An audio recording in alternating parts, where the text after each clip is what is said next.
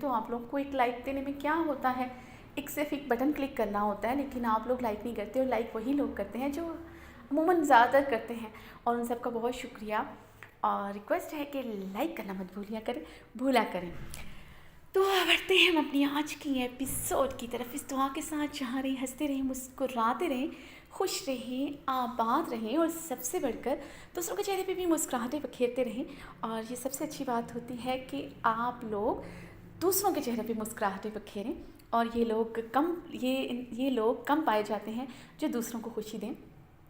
آج کی نفسا نفسی کے دور میں ہم لوگوں کو صرف اپنی خوشی سے غرض ہوتا ہے، تو کوشش کیا کریں کہ دوسروں کو بھی ہمیشہ خوش رکھیں۔ تو پڑھتے ہیں ہم اپنی آج کی ایپیسوڈ کی طرف۔ رمزش قسط 29 تحریر نوراز سے۔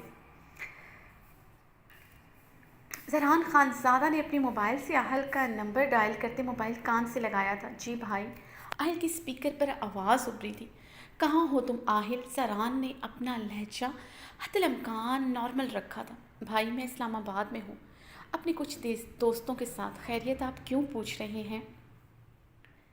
آہل کے جھوٹ پر زران خانزادہ نے اپنے لب بھیجتے خود کو کچھ بھی سخت کہنے سے روکا تھا۔ آہل جھوٹ مت بولو، تم اس وقت زرتاج کے ساتھ ہو۔ زران نے تحمل سے کہا تو اسپیکر پر کچھ دیر کے لیے خاموشی چھائی تھی۔ آہل، زرتاج کو اس کے گھر واپس ڈراپ کرو، یہ تم اچھا نہیں کر رہے۔ اگر زرتاج کے گھر والوں کو خبر ہوگی وہ تم دونوں کو جان سے مار دیں گے۔ آہل کی خاموشی محسوس کرتے زران نے اسے نرمی سے سمجھانے کی کوشش کی۔ بھائی میں زرتاج سے محبت کرتا ہوں اور زرتاج مجھ سے محبت کرتی ہے۔ میں زرتاج کو کسی اور کا ہوتا نہیں دیکھ سکتا۔ زرتاج کے گھر والوں نے اس کا زبردستی رشتہ طے کر دیا ہے۔ کچھ دنوں بعد اس کی شادی ہے۔ ہم دونوں کے پاس اس سے بہتر آپشن نہیں ہے کہ ہم بھاگ کر شادی کر لیں۔ آہل کا مضبوط اٹل لہجہ محسوس کرتے زران پریشان ہوا تھا۔ آہل، تم ابھی بہت چھوٹے ہو، یہ شادی محبت کا وقت نہیں ہے۔ پہلے تمہیں کچھ بننا چاہیے، پھر شادی کے متعلق سوچنا۔ زرتاج کو واپس اس کے گھر چھوڑ دو، اس سے پہلے اس کے گھر والوں کو خبر ہو۔ اب کی بار زران نے سختی سے کہا۔ سوری بھائی، میں ایسا نہیں کر سکتا۔ میں زرتاج کو اپنے ایک دوست کی طرف لے کر جا رہا، اس کے بعد ہم دونوں امریکہ چلے جائیں گے۔ آہل اپنی بات کہتے فون بند کر چکا تھا۔ زران نے جلدی سے آہل کا نمبر دوبارہ ڈائل کیا، مگر دوسری طرف اب آہل کا نمبر آف آ رہا تھا۔ زران نے اپنی گاڑی کی سپیڈ بڑھاتے موبائل ڈیش بورڈ پر پٹکا۔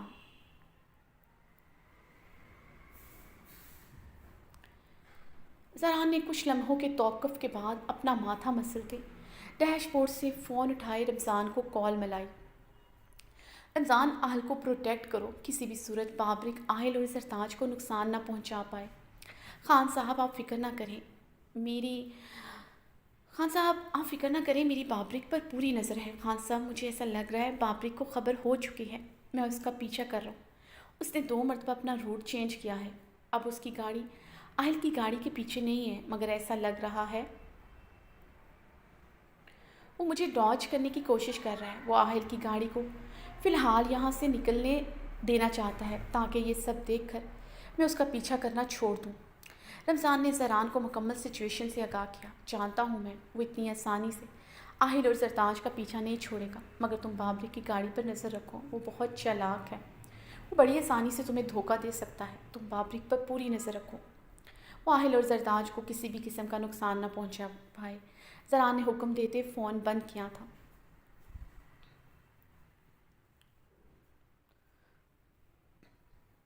زران ابھی ان لوگوں سے کافی دور تھا، مگر رمضان کی لوکیشن بتا رہی تھی وہ لوگ اب منگورا کے علاقے کی طرف بڑھ رہے۔ اسے وہاں تک پہنچتے بھی ابھی پونا گھنٹہ لگنا تھا۔ اتنی دیر میں بابرک آہل اور زرتاج کو کوئی نقصان نہ پہنچاتے، یہ سوچ کر زران کی جان پر بنی ہوئی تھی۔ اس نے پریشانی سے اپنا ماتھا مسلتے ہوئے اپنی گاڑی کی سپیڈ بڑھائی۔ وہ جلد از جلد بابرک تک پہنچنا چاہتا تھا۔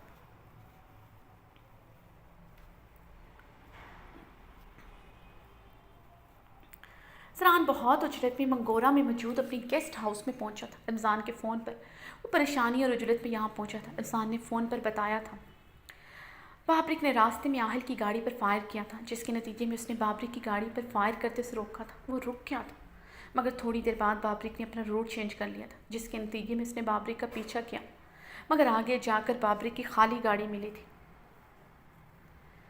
رمضان کے مطابق اس نے اپنی گاڑی بدلی ہے، یعنی یہ سوچی سمجھی پلاننگ کے مطابق تھا۔ اس نے پہلے ہی کسی اور گاڑی کا بندوبست کر رکھا تھا۔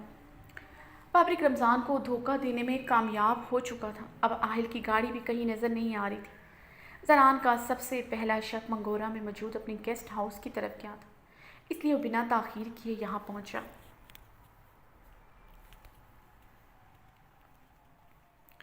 زران جب گیسٹ ہاؤس میں داخل ہوا تو وہاں کوئی بھی ملازم نہیں تھا۔ گیسٹ ہاؤس مکمل خالی تھا۔ زران ایک کمرے سے آتی آوازوں کو سنتے اندر داخل ہوا۔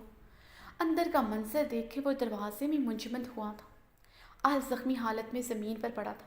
اس کی ٹانگوں پر فائر کیے گئے تھے۔ اس کے خون سے پورا فرش بھیگ رہا تھا۔ بابرک صفاق مسکراہٹ لبوں پر سجائے زرتاج کی کن پٹی پر پسٹل تانے کھڑا تھا۔ زرتاج کے کمرے میں گونجتی سسکیاں اور آہل کی دردناک چیخیں سنتے وہ اور پیروز اب کہکے لگا رہے تھے۔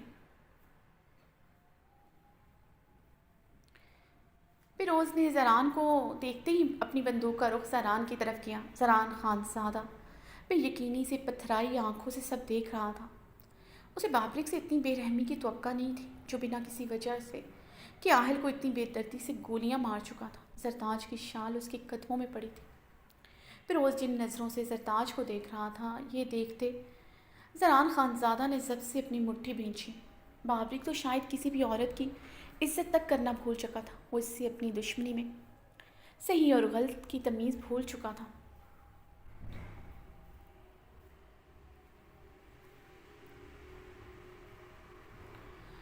کیا ہوا لالا، رک کیوں گیا تم؟ آگے بڑھو، گولی چلاؤ ہم پر، بابرک نے گونجدار آواز میں دھاڑتے ہوئے کہا۔ یہ کیا کیا ہے تم نے بابرک؟ تم نے آہل کو کیوں مارا؟ زران نے اپنے ہاتھ میں پکڑی پسٹل کا رخ بابرک کی طرف کیا تھا۔ لالا اپنی پسٹل نیچے کر لو ورنہ پیروز تمہیں مار ڈالے گا، اور میں زرتاج کو۔ بابرک اپنی گھنی مونچھوں پر ہاتھ پھیرتے عجیب سے انداز میں مسکرایا۔ زران نے اپنی پسٹل کا رخ ابھی تک بابرک پر کر رکھا تھا اور پیروز کی بندوق کا رخ زران کی طرف تھا۔ لالا تم امریکہ سے پڑھ لکھ کر آیا ہے، مگر آج تم ہم جیسے ان پڑھ انسان کے ہاتھوں بے وقوف بن گیا۔ آہل اور زرتاج تو بہانہ تھا، ہم تمہیں یہاں بلانا چاہتا تھا تاکہ تمہیں یہاں بلا کر تمہیں تمہاری موت دے سکوں، جس کا ہم جانے کب سے انتظار کر رہے۔ تم نے ہم پر حملہ کروایا تھا، ہم نے اسی دن فیصلہ کر لیا تھا تمہیں ایسی موت دے گا کہ موت کو بھی تم پر ترس آ جائے گا۔ بابرک دہشتناک آواز میں دھاڑا تھا۔ بابرک کی دھاڑ پر زرتاج کے بدن میں کپ کپاہٹ میں اضافہ ہوا۔ وہ ہچکیوں کی صورت میں رونے لگی۔ بابرک تم نے مجھے مارنا ہی تھا، اس سب میں آہل اور زرتاج کو کیوں گھسیٹا؟ زران نے بابرک کو سرخ آنکھوں سے گھورتے سوال کیا۔ کیونکہ ہمیں تمہارے قتل کا الزام بھی تو کسی پر لگانا تھا۔ اب ہم تمہارے قتل کا الزام آہل پر لگا دے گا، ایک تیر سے دو شکار۔ بابرک کے لبوں پر شاطرانہ مسکراہٹ بکھری۔ اچھا، میرے قتل کا الزام آہل پر لگا کر سب سے کیا کہو گے؟ مجھے آہل نے کیوں مارا؟ زران نے پوچھتے ہوئے پسٹل کے ٹریگر پر اپنی انگلی کا دباؤ بڑھایا۔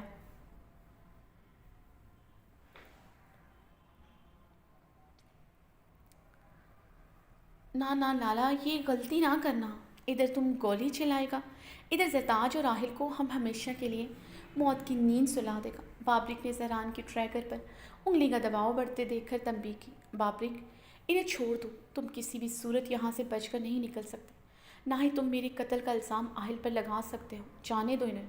اب کی بار زران چیخا تھا۔ لالا، ساری پلاننگ کر چکا ہے ہم، تم فکر نہ کرو۔ ہم کہہ دے گا تم نے ابرش کی بھاگنے کی سزا آہل کو دینی چاہی تھی، بدلے میں آہل نے تم پر گولی چلا دی اور تم دونوں ایک دوسرے کو مارتے کتے کی موت مر گئے۔ بابرک اپنی بات کرتے کمینگی سے ہنسا، جس میں پیروز نے اس کا پورا ساتھ دیا تھا۔ اور زرتاج کے بارے میں سب کو کیا کہو گے؟ زران نے زرتاج کو دیکھتے ہوئے کہا، جو بابرک کے قریب کھڑی آہل کو دیکھتے زاروں قطار رو رہی تھی۔ زران نے اس کی کنپٹی پر پسٹل رکھے اسے بازو سے سختی سے جکڑ رکھا تھا۔ وہ آہل کو دیکھتے ایک بچے کی طرح تڑپتے اس کی طرف بڑھنے کے لیے ہمک رہی تھی۔ یہی کہوں گا کہ وہ اپنے کسی یار کے ساتھ بھاگ گئے۔ بابرک نے اپنی پسٹل کی نوک زرتاج کی کنپٹی پر بڑھائی۔ بابرک، میری بات سنو، تمہاری جو بھی دشمنی ہے وہ میرے ساتھ ہے، تم نے جو بھی کرنا ہے میرے ساتھ کرو۔ زرتاج اور آہل کو جانے دو۔ اس میں ان دونوں کا کوئی قصور نہیں ہے۔ سرا نے آہل کی حالت کو دیکھتے کہا، جو درد سے کراہتے اپنے ہوش کھو بیٹھا تھا۔ اس کی ٹانگوں پر فائر کیے گئے تھے۔ آہل کے خون سے پورا فرش داغدار ہو چکا تھا۔ اپنی پسٹل زمین پر پھینک دو لالا، ورنہ سرتاج اور آہل پر بنا کوئی رحم کھائے ان کے سینے میں ہم ساری گولیاں اتار دے گا۔ جہاں تک بات ہے ان کی بے قصور ہونے کی، یہ دونوں قصوروار ہیں۔ یہ ہمارا گاؤں کی لڑکی بھگا کر لے جا رہا تھا، اس کی سزا دینا بنتا تھا۔ بابرک چیخا۔ بابرک، تمہاری کہانی پر کوئی یقین نہیں کرے گا۔ تم یہ سب کہو گے اور تمہیں لگتا ہے سب اس بات پر یقین کریں گے کہ آہل نے مجھے مار دیا۔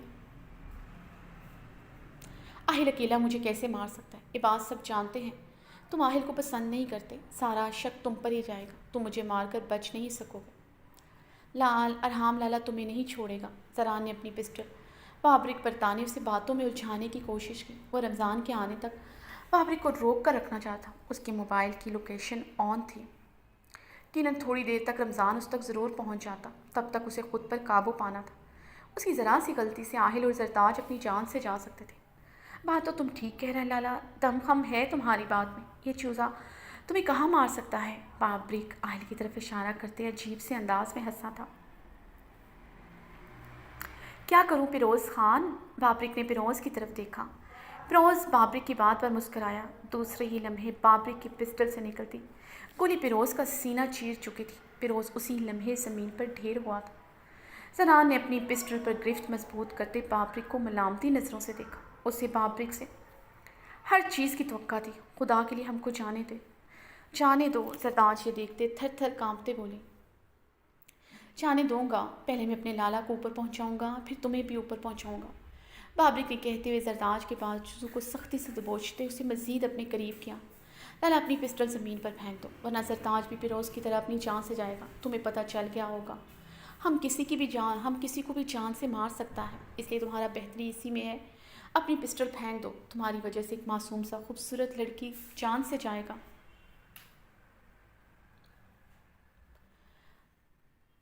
ہم کو یقین ہے تم اتنا حسین لڑکی کا جان اپنے سر پر کبھی نہیں لے گا، اس لیے پسٹل زمین پر پھینک دو۔ بابرک نے اپنی پسٹل کی ٹریگر پر اپنی انگلی کا دباؤ بڑھایا تھا۔ زران نے یہ دیکھتے فوراً سے پسٹل زمین پر پھینکی تھی۔ سمجھدار ہے تم، بابرک نے کہتے اونچا کہکا لگایا۔ اب تم سوچ رہا ہوگا کہ ہم نے پیروز کو کیوں مارا؟ بابرک نے فلک شگاف کہکا لگایا۔ زران اس کی فلک شگاف کہہ کے سنتے اسے سرخ نظروں آنکھوں سے گھور رہا تھا۔ تمہیں آہل نہیں مار سکتا، مگر پیروز تو مار سکتا ہے نا؟ پیروز زرتاج سے محبت کرتا تھا، اس نے آہل اور زرتاج کا پیچھا کیا اور زرتاج اور آہل کو مار دیا۔ تم نے آہل اور زرتاج کو بچاتے ہوئے اپنی جان گنوا دی۔ پیروز نے مرتے مرتے تمہارے سینے پر گولی چلا دی اور تم موقع پر ہی ڈھیر ہو گیا۔ جب تک ہم پہنچا تم سب کا کام خلاص ہو گیا تھا۔ بابرک نے اپنی گردن پر چاقو کی طرح ہاتھ رکھتے زنان کو کمینگی سے آنکھ ماری۔ زنان نے اپنی نظروں کا رخ اپنی قدموں کے پاس پڑی پسٹل پر کیا۔ بابرک کو مارنا اب اس کے لیے آسان تھا، پیروز کو مار کر بابرک نے اس کی مشکل آسان کر دی تھی۔ صرف ایک بار یہ پسٹل زران کے ہاتھوں میں آ جاتی۔ زران نے بابرک کو دیکھا جو زرتاج پر پسٹل تانے اپنی باتوں میں مگن تھا۔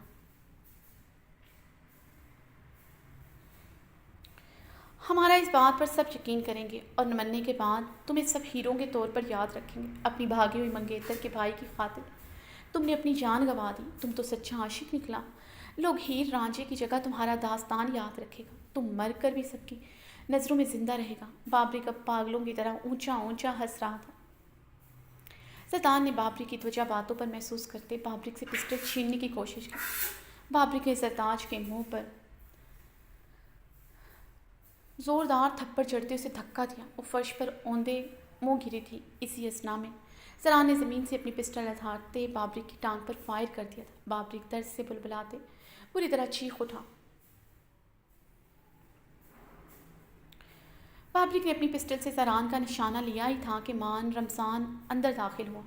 اس نے سچویشن کو سمجھتے بابرک کے سینے پر فائر کر دیے تھے۔ زران نے رمضان کو روکنا چاہا، مگر وہ اس پر یکے بعد دیگرے کئی فائر کر چکا تھا۔ زران گہرے سانس لیتا بابرک کو دیکھ رہا تھا جو بے جان حالت میں زمین پر ڈھیر تھا۔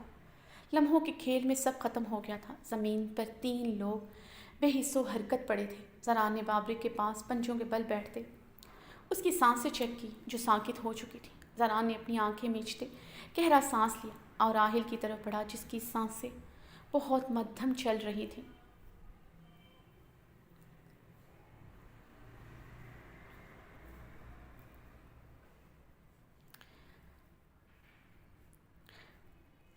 اسفندیار خان مردان خانے میں کے لاؤنج میں بیٹھا سنجیدہ نظروں سے زران خان زادہ کو دیکھا جو خاموشی سے سب کے درمیان بیٹھا ہوا تھا۔ آج بابری کا صوم تھا۔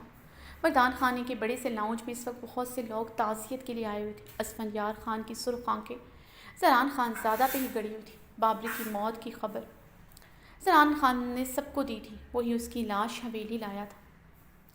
زران خان نے سب کو یہی بتایا کہ ڈیرے پر پیروز اور بابری میں کسی بات پر جھگڑا ہوا جس کے نتیجے میں دونوں نے ایک دوسرے کو شوٹ کر دیا، مگر کل جب وہ ڈیرے پر گیا اسے وہاں پر ایسا کوئی ثبوت، کوئی نشان نہیں ملا جس سے یہ ثابت ہو سکتا پیروز اور خان اور بابری خان کا کسی بھی قسم کا جھگڑا ہوا ہو، جس کے نتیجے میں دونوں نے ایک دوسرے پر فائر کیا ہو۔ اسفندیار خان کے لیے یہ بھی اچنبھے کی بات تھی۔ زران خان زادہ تو بابری کی موت والے دن صبح ہی اسلام آباد چلا گیا تھا، پھر وہ یہاں پر اس دن کیا کر رہا تھا؟ وہ اسلام آباد سے اتنی جلدی کیوں واپس آیا؟ اسفندیار خان ان سوالات کے جواب ڈھونڈنے کی کوشش کر رہا تھا جو اسے مل نہیں رہے تھے، مگر اسے پورا یقین تھا بابری کی موت میں کوئی ایسا راز ہے جو زران خان زادہ سب سے چھپا رہا ہے۔ اسفندیار خان نے زران خان زادہ کو سخت نظروں سے گھورتے صوفے سے اٹھتے مردان خانے سے باہر کی جانب قدم بڑھائے۔ اپنی جیب سے اپنا فون نکالتے اس نے اپنے خاص ملازم جو اس کا پرسنل باڈی گارڈ بھی تھا اس سے کال ملاتے بابری کے متعلق تمام شواہد اکٹھے کرنے کو کہا تھا۔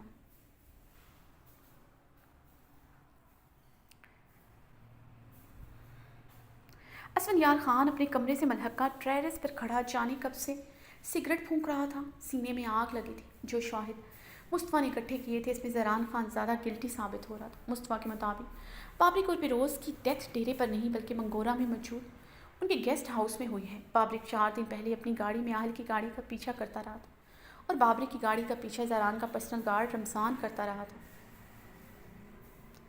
راستے میں ان دونوں نے ایک دوسرے کی گاڑی پر فائر بھی کیے تھے۔ مصطفیٰ سے اسے پتہ چلا تھا اہل گاؤں کی کسی لڑکی زرتاج کو پسند کرتا تھا۔ اسی بات کو لے کر بابری کو راحل کی زران کے نکاح والے دن بھی جھڑپ ہوئی تھی۔ اسفندیار خان نے اپنی سرخ آنکھیں اپنے بازو سے بے دردی سے رگڑی۔ اس کے لیے یقین کرنا مشکل تھا زران خان زادہ نے اس کے بھائی کو مار دیا، وہ بھی اس ساحل کے لیے۔ اسفندیار کچھ حد تک تو واقف تھا بابری کی حرکتوں کے بارے میں، مگر اس سب کی سزا اس کے بھائی کے لیے موت نہیں ہو سکتی تھی۔ زران خان زادہ نے ابرش کے بھائی کو بچانے کے لیے اس کے بھائی کو مار دیا، اپنی محبت پر اپنی دوستی قربان کر دی۔ اسفندیار خان نے اپنے بازو سے اپنی آنکھوں میں آئی نمی ایک بار پھر سے صاف کی تھی۔ اس نے اپنے بھائی کے ساتھ آج اپنے دوست کو بھی کھو دیا تھا۔ یہی بات اس کا سینہ چیر رہی تھی۔ جس دوست کی خاطر اس نے اپنی محبت تک قربان کر دی تھی، اسی دوست نے اس کے بھائی کو مارتے ہوئے ایک پل بھی اس کے متعلق نہیں سوچا تھا۔ اسفندیار خان نے گہرے سانس لیتے فضا میں سگریٹ کا دھواں چھوڑا۔ اس کے اندر کی گھٹن بڑھتی جا رہی تھی۔ زران اس کے ساتھ ایسا نہیں کر سکتا، وہ اسے دھوکہ نہیں دے سکتا۔ بابری صرف اس کا بھائی نہیں بلکہ عابیر کا شوہر بھی تو تھا، وہ کیسے اپنی بہن کے شوہر کو مار سکتا ہے؟ اسفندیار خان نے سگریٹ زمین پر پھینکتے اسے اپنے شوز کے نیچے مسلا۔ وہ اپنے کمرے سے نکل گئے، زران خان زادہ کے کمرے کی طرف بڑھا۔ اسے زران سے بات کرنی ہی تھی، اسے پوچھنا تھا اس نے کیوں اس کے بھائی کو مارا۔ وہ اس کے ساتھ ایسا نہیں کر سکتا۔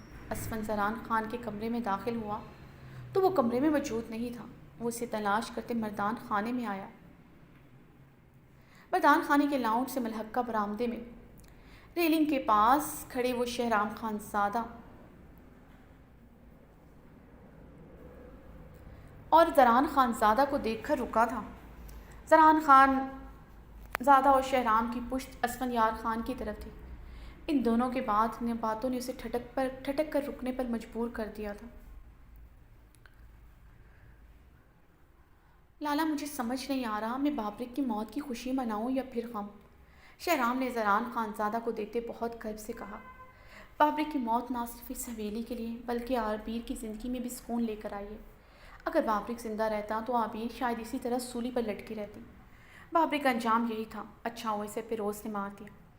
زران خان زادہ کی صفاقی سے مبنی گفتگو سن کر اسفندیار خان کا اپنے قدموں پر کھڑا رہنا مشکل ہو گیا تھا۔ اس نے برآمدے میں موجود پلر کا سہارا لیا تھا۔ لالا، مجھے ایک اور بات سمجھ نہیں آ رہی، پیروز نے کیوں بابری کو مارا؟ پیروز تو بابری کا خاص بندہ تھا۔ شہرام نے الجھن بھرے انداز میں زران خان زادہ سے سوال کیا۔ تم اس کے متعلق زیادہ نہ سوچو، اس کی موت ایسے ہی لکھی تھی، تم یا میں کچھ نہیں کر سکتے۔ پیروز اور بابرک کے بیچ کیا ہوا اس بات کو یہی ختم کر دو۔ بابرک جیسا بھی تھا، مگر بابری کی موت کا گہرا صدمہ داجی اور اسفند اور البت کاکا کو پہنچا ہے۔ یہ بات مجھے بھی بہت تکلیف دے رہی ہے، اس طرح کی باتیں کر کے ان سب کو زیادہ تکلیف ہوگی۔ زران نے سنجیدگی سے بات ختم کی تھی۔ زران خان زادہ کا لہجہ جھوٹ کی چگلی کھا رہا تھا، جسے اسفندیار خان بخوبی محسوس کر چکا تھا۔ وہ شہرام کے سوال کا جواب کیوں نہیں دے سکا؟ کیونکہ بابری کو مارنے والا وہی تو تھا۔ اسفندیار خان کو اپنے تمام سوالات کے جواب مل چکے تھے۔ اسفندیار خان مزید وہاں رکا نہ تھا، خود کو گھسیٹتا اپنے کمرے کی طرف لایا، قدم من من بھرکے ہوئے تھے۔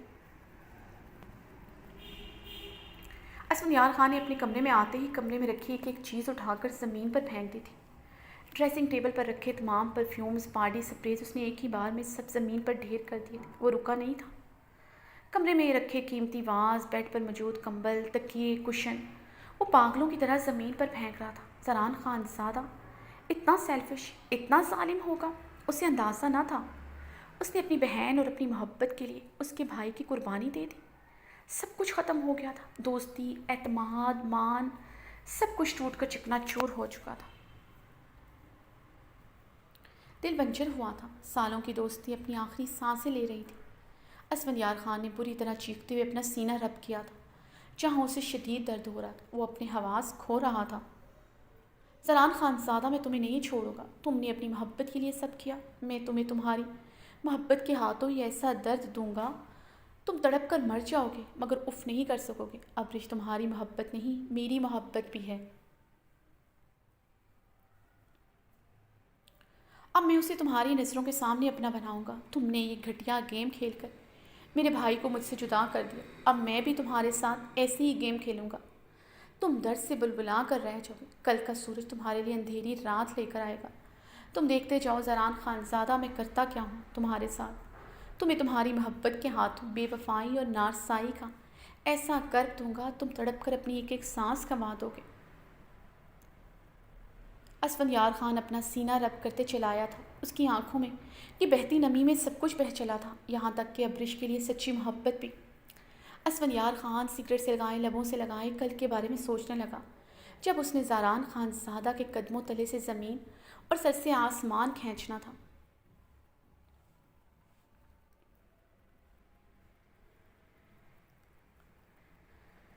ابرش، تم ایک بار پھر سے سوچ لو، تم یہ سب بہت جلد بازی میں کر رہی ہو۔ سہلے نے اپنے سامنے صوفے پر بیٹھی ابرش کو سمجھانے کی کوشش کی، جو پچھلے 1 گھنٹے سے صوفے پر ٹانگے اوپر کو سمیٹے کسی غیر مرئی نقطے کو گھو رہی تھی۔ لاؤنج میں زعیم کے گھر سے آئے تحفے تحائف رکھے ہوئے تھے۔ وہ لوگ بھی کچھ دیر پہلے ابرش کو زعیم کے نام کی انگوٹھی پہنا کر گئے تھے۔ کل رات کو زعیم اور ابرش کے نکاح کے ساتھ رخصتی بھی تھی۔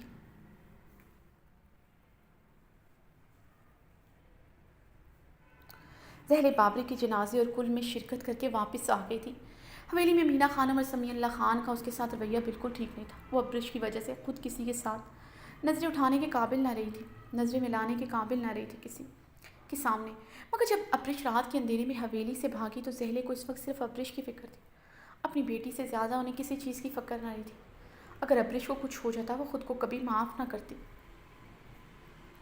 اس لیے انہوں نے ابرش کی ضد کے آگے گھٹنے ٹیک دیے تھے۔ مگر ابرش اب زعیم سے نکاح کرنا چاہتی تھی۔ انہیں زعیم میں بظاہر کوئی خرابی نظر نہیں آتی تھی، مگر ان کا دل مطمئن نہیں ہو پا رہا تھا۔ میں نے بہت سوچ سمجھ کر ہی فیصلہ کیا ہے، مزید سوچنے کی گنجائش نہیں رہتی، ابرش نے غیر مرئی نقطے پر ہی نظریں جمائے جواب دیا۔ لیکن ابرش، تمہیں اتنی جلدی کرنے کی کیا ضرورت ہے؟ یہ نکاح کچھ دنوں بعد بھی ہو سکتا ہے، تب تک آہل بھی امریکہ سے آ جاتا۔ سہلے نے ابرش کی گمسم کیفیت کو دیکھتے گہرا سانس لیتے کہا، ماما، آہل فون تک تو اٹھا نہیں رہا، کیا پتا وہ کب آئے، تب تک بہت دیر ہو جانی تھی۔ اس سے پہلے زران خان زادہ کو خبر ہو میں یہ نکاح کرنا چاہتی ہوں۔ ابھی وہ حویلی میں ہے، اگر وہ اسلام آباد آ گیا تو یہ نکاح مجھے کبھی نہیں کرنے دے گا۔ ابرش نے اس بار سہلے کو دیکھتے سپاٹ لہجے میں کہا۔ ابرش، میں زران کی سائڈ نہیں لے رہی، تمہیں ایک بار پھر سے سوچنا چاہیے. تم زران سے محبت کرتی ہو, پھر یہ سب باتیں معنی نہیں رکھتی. مجھے یقین ہے زران تمہیں کبھی ہرٹ نہیں کرے گا, سہیلی نے ابرش کو رسانیت سے سمجھایا.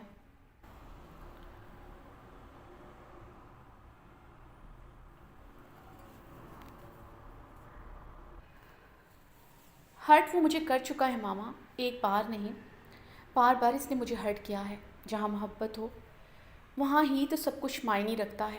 اگر میں زران سے محبت نہ کرتی تو مجھے اتنی تکلیف, اتنی اذیت نہ ہوتی جتنی اب میں محسوس کر رہی ہوں. اور محبت کی بات آپ کر رہی ہیں مجھ سے.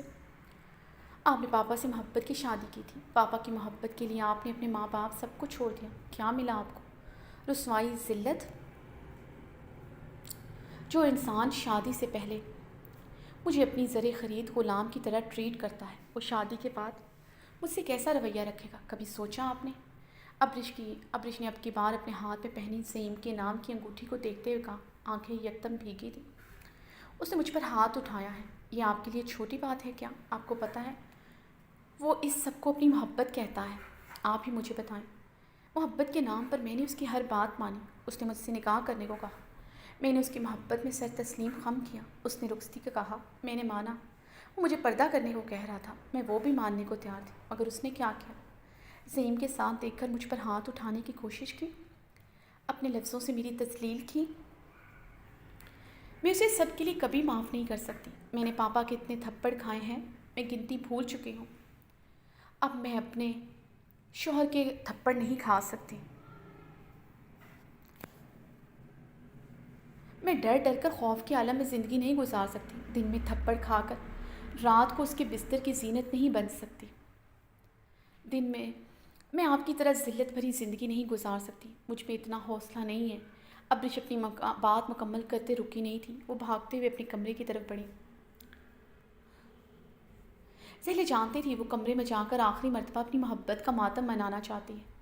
زہلے نے اپنی نم آنکھیں اپنے دوپٹے سے رگڑی. ان کی زندگی کا ایک غلط فیصلہ کیسے ان کی بیٹی کی خوشیوں کے آگے آ کر کھڑا ہو گیا تھا, وہ کبھی سوچ بھی نہیں سکتی تھی. ابرش کا ننھا دماغ اسے پٹتے دیکھ کر کیسی تکلیف سے گزرتا تھا. وہ پاشا سے پٹنے کے بعد ہر دفعہ اونچا اونچا بین کرتے اپنی غلطی کا ماتم مناتی تھی. اس سب میں وہ بھول جاتی تھی کونے قدرے میں چھپی اس کی بیٹی کس طرح سہمتے ہوئے اس کی چیخیں سنتی تھی. انہیں آج پھر سے اپنی غلطی کا شد و مت سے احساس ہوا تھا جو پاشا سے شادی کر کے اس نے کی تھی. وہ گہرے سانس بھرتے خود پر قابو پانے لگی, مگر ان کے دل کی تکلیف بڑھتی جا رہی تھی. انہیں کافی عرصے بعد پھر سے وہی پینک اٹیک آیا تھا. وہ جلدی سے اپنے کمرے کی طرف بڑھی. سائڈ ٹیبل کے ڈراور سے اپنی میڈیسن نکالتے منہ میں ڈال کر پانی سے نکلے.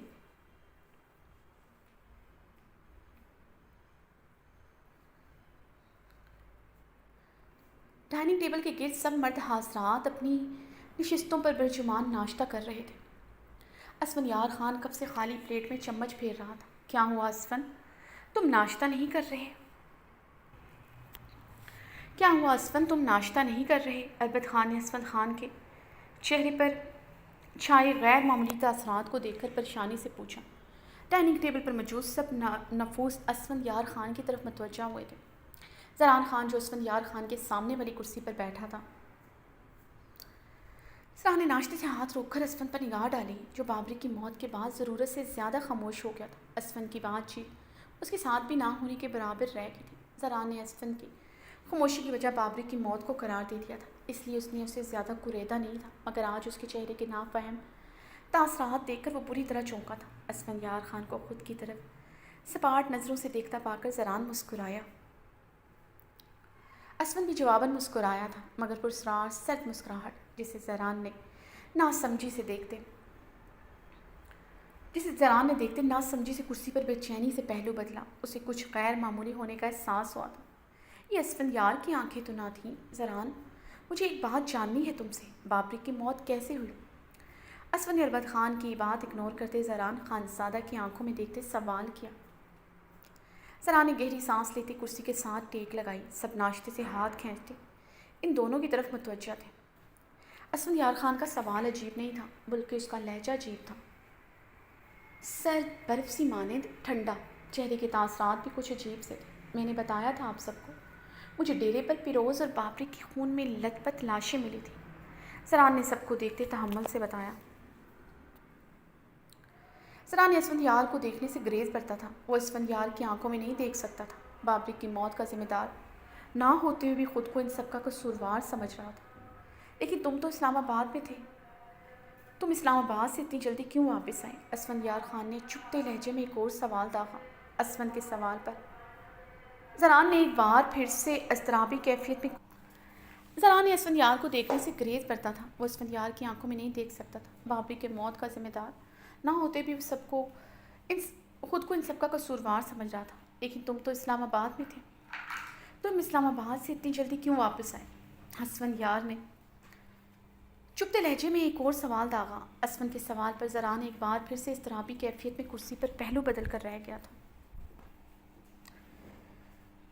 مجھے رمضان نے فون پر بابری اور پیروز کے مرنے کی اطلاع دی تو میں یہ سنتے ہی فوراً اسلام آباد سے واپس آیا تھا۔ زران نے اس بار بھی قدر تحمل سے جواب دیا۔ وہ شاید سب سے ان سوالوں کی توقع کرتا تھا، مگر اسفند سے نہیں۔ وہ سوال نہیں کر رہا تھا بلکہ تفتیش کر رہا تھا۔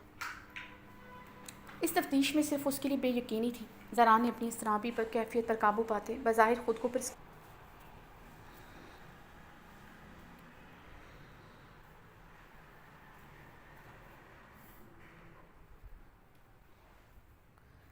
لیکن رمضان نے تمہیں ہی کال کیوں کی؟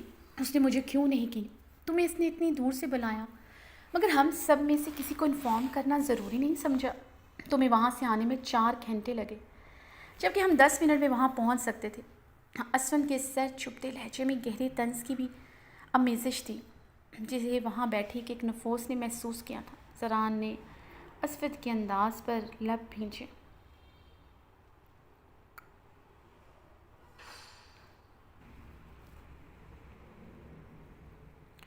اسفند کیا کہنا چاہتے کھل کر کہو۔ یہ سب زران بتا چکا ہے کہ وہ بابری کی موت کی خبر سن کر گہرے شوق میں چلا گیا تھا۔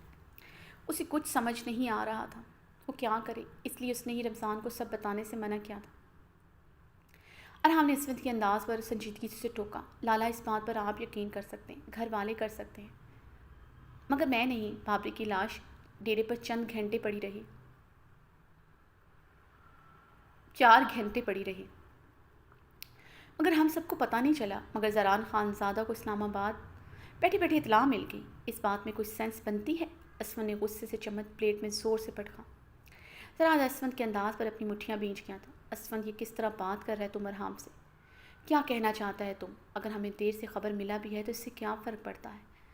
ہمارا بابری تو اس دنیا سے چلا گیا تھا۔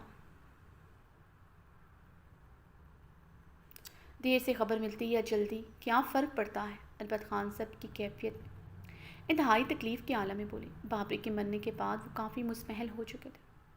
یہی حال سمیع اللہ کا تھا۔ وہ پریشانی اور اضطراب میں زران اور اسفند کو دیکھ رہے تھے۔ بات اتنی سیدھی نہیں تھی جتنا سب سمجھ رہے تھے۔ سمیع اللہ اسفند کے نافہم سر تاثرات اور زران کے ضبط سے سرخ پڑتے چہرے کو دیکھ کر زمین پر نظریں گاڑے خود پر قابو پانے کی ناکام صحیح کر رہے تھے۔ زران اپنے منہ پر ہاتھ پھیرتے اسفند کے چہرے کی ایکسپریشن دیکھ رہا تھا، جہاں اس کے لیے عجیب سی نفرت، غصہ، اشتعال تھا۔ زران اب صحیح معنوں میں پریشان ہوا تھا۔ یہ وہ اسفندیار نہیں تھا جس میں زران کی جان بستی تھی۔ شہرام ارحام سب اسفندیار خان کو ہی دیکھ رہے تھے جس کی سرخ آنکھوں سے چنگاریاں پھوٹ رہی تھی۔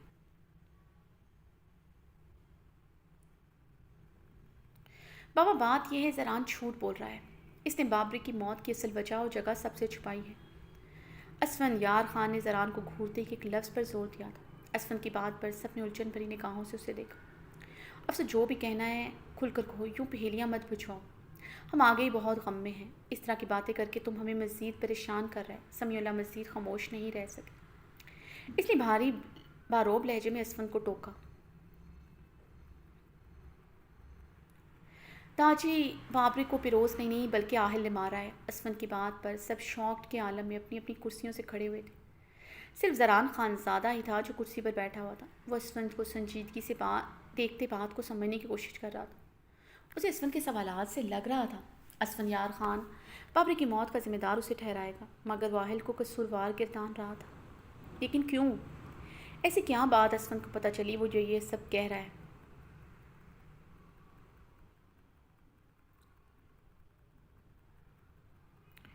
ہوش میں تو ہے؟ تم یہ کیا کہہ رہے؟ دریت خان شاک کی کیفیت میں بولے۔ جی کاکا، میں ہوش میں ہی ہوں۔ میں جو کچھ بھی کہہ رہا ہوں پوری تحقیق اور اپنے ہوش و حواس میں کہہ رہا ہوں۔ بابرک اور فیروز نے اس دن آہل کی گاڑی کا پیچھا کیا تھا جس میں اس سعید خان کی بہن سرتاج کو بھگا کر لے کر جا رہا تھا۔ آہل ونگورہ میں موجود ہمارے گیسٹ ہاؤس میں رکا تھا، لیکن اس کی چابیاں اسے زران نے ہی دی ہوں گی، کیونکہ زران کو اس سب قصے کے متعلق پہلے سے خبر تھی۔ وہ آہل کے ساتھ ملا ہوا تھا۔ بابرک نے آہل کو کچھ دن پہلے وارن کیا تھا وہ اس کے گاؤں کی لڑکی زرتاج سے دور رہے، مگر آہل نے بابرک کی بات نہیں سنی تھی۔ اس بات کی خبر بھی زران کو ہے۔ اسفند نے تنزیہ مسکراتے ہوئے زران کو چیئر پر اطمینان سے بیٹھے دیکھ کر شعلہ بار نگاہوں سے گھورا۔ زران کا اطمینان اسے آگ لگا گیا تھا۔ جب آہل زرتاج کو گیسٹ ہاؤس میں لے کر داخل ہوا تو وہاں پہلے سے ہی بابرک اور فیروز موجود تھے۔ زرتاج کو اس کے گھر سے بھگانے پر آہل اور بابرک کے بیچ جھگڑا ہوا، جس کے نتیجے میں آہل نے بنا سوچے سمجھے بابرک اور فیروز پر گولیاں چلا دی۔ بابرک صرف وہاں آہل کو ڈرانے گیا تھا۔ اس کا مقصد آہل اور زرتاج کو نقصان پہنچانے کا نہیں تھا، مگر آہل نے بابرک اور فیروز پر بنا سوچے سمجھے گولیاں چلا دی تھیں اور وہ خود زرتاج کو وہاں سے لے کر بھاگ گیا۔ زران نے آہل کو بچانے کے لیے ہم سب سے جھوٹ بولا۔ اسفندیار خان نے زران کو سرد سرخ نظروں سے دیکھتے ساری حقیقت کو موڑ توڑ کر بیان کی تھی۔ اس نے جان بوجھ کر آہل پر بابرک کی موت کا الزام لگایا تھا، کیونکہ وہ زران خانزادہ کو بابرک کی موت کی الگ طریقے سے سزا دینا چاہتا تھا۔ اسفند، تمہاری ساری انفارمیشن غلط ہے۔ تمہیں لگتا ہے آہل بابرک کو مار سکتا ہے؟ آہل اور بابرک کا جھگڑا ضرور ہوا تھا، مگر میرے نکاح والے دن کے بعد بابرک اور آہل نہیں ملے۔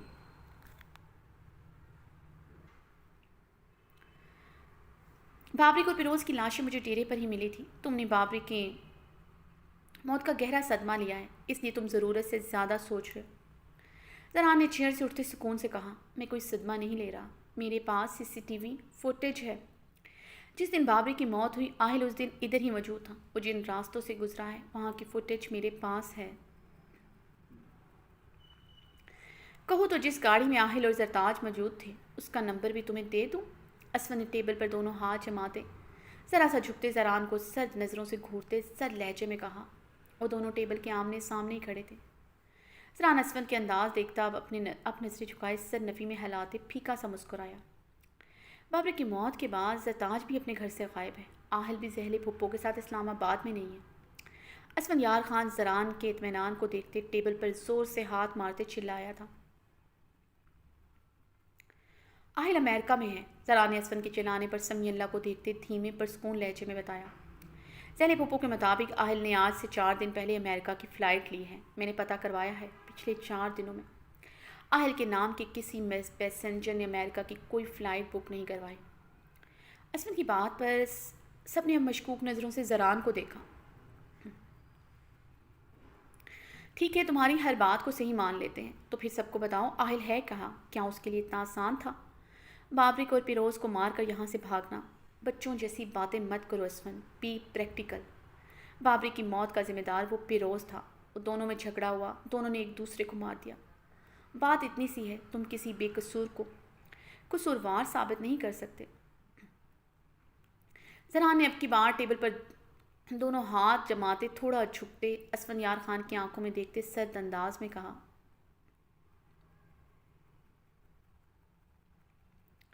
اسود کا طنزیہ سرد انداز اس کے ضبط سے باہر ہوا تھا، اس لیے اس کے انداز میں جواب دیتے اسے کاردار نگاہوں سے گھورتے وارن کیا۔ زران کے لہجے میں جھلکتا اعتماد محسوس کرتی اسفند کے لبوں پر تلخ مسکراہٹ دوڑی۔ اپنی اتنی سالوں کی دوستی پر پشیمانی ہوئی تھی۔ اسے ایک خود غرض انسان سے اتنے سال دوستی نبھائی جو اس کی بے غرض دوستی کے قابل نہ تھا۔ آہل کے لیے آسان نہیں تھا یہاں سے بھاگنا، مگر زران خانزادہ کے لیے آسان تھا آہل کو یہاں سے بھگانا۔ اسفند نے زران کو دیکھتے گہرا طنز کیا۔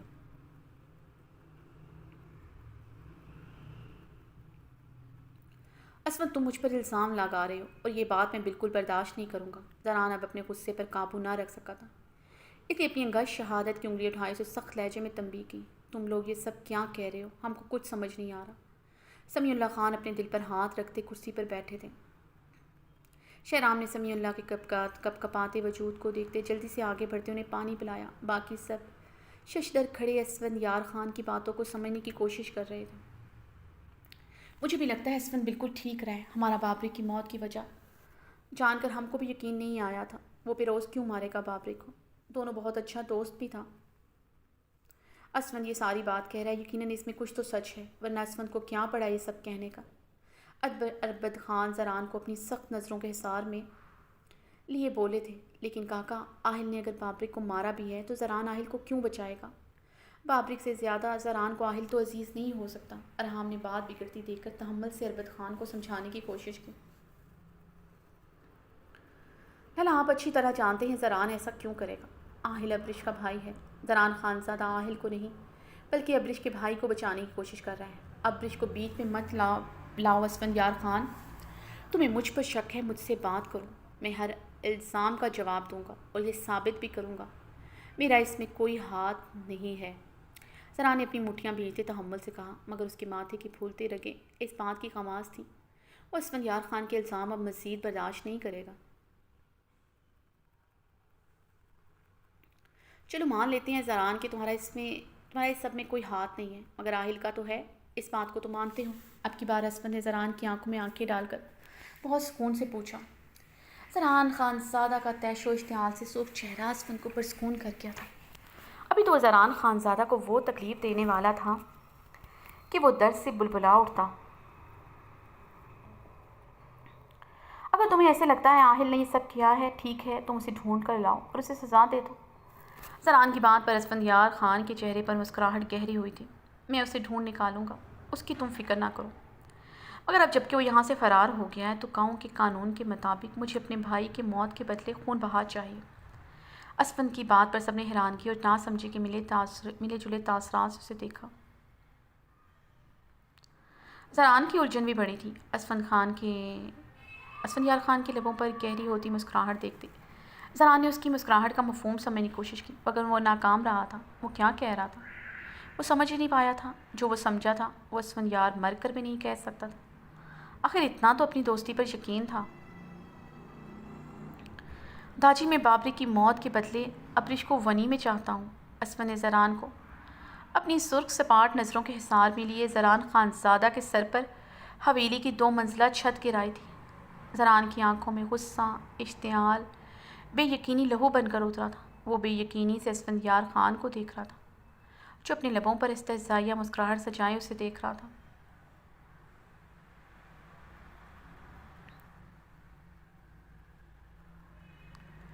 یقین مان ٹوٹا تھا جس نے کچھ لمحوں کے لیے زران سے قوت گویائی ہی چھین لی تھی۔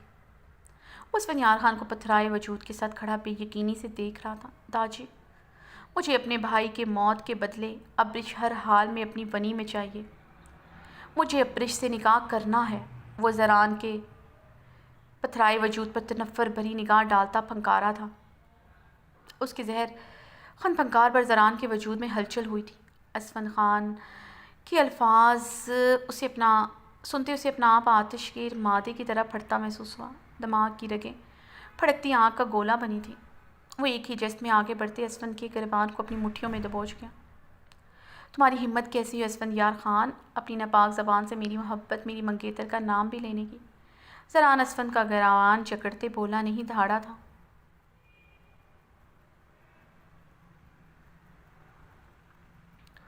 اسفند کے لبوں پر صرف مسکراہٹ تھی۔ وہ خاموش کھڑا زران کو سپاٹ نظروں سے دیکھ رہا تھا۔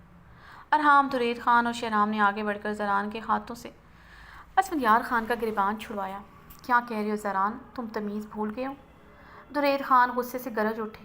میں تمیز نہیں، اسفندیار خان سارے لحاظ بھول گیا ہے، میری دوستی بھول گیا ہے۔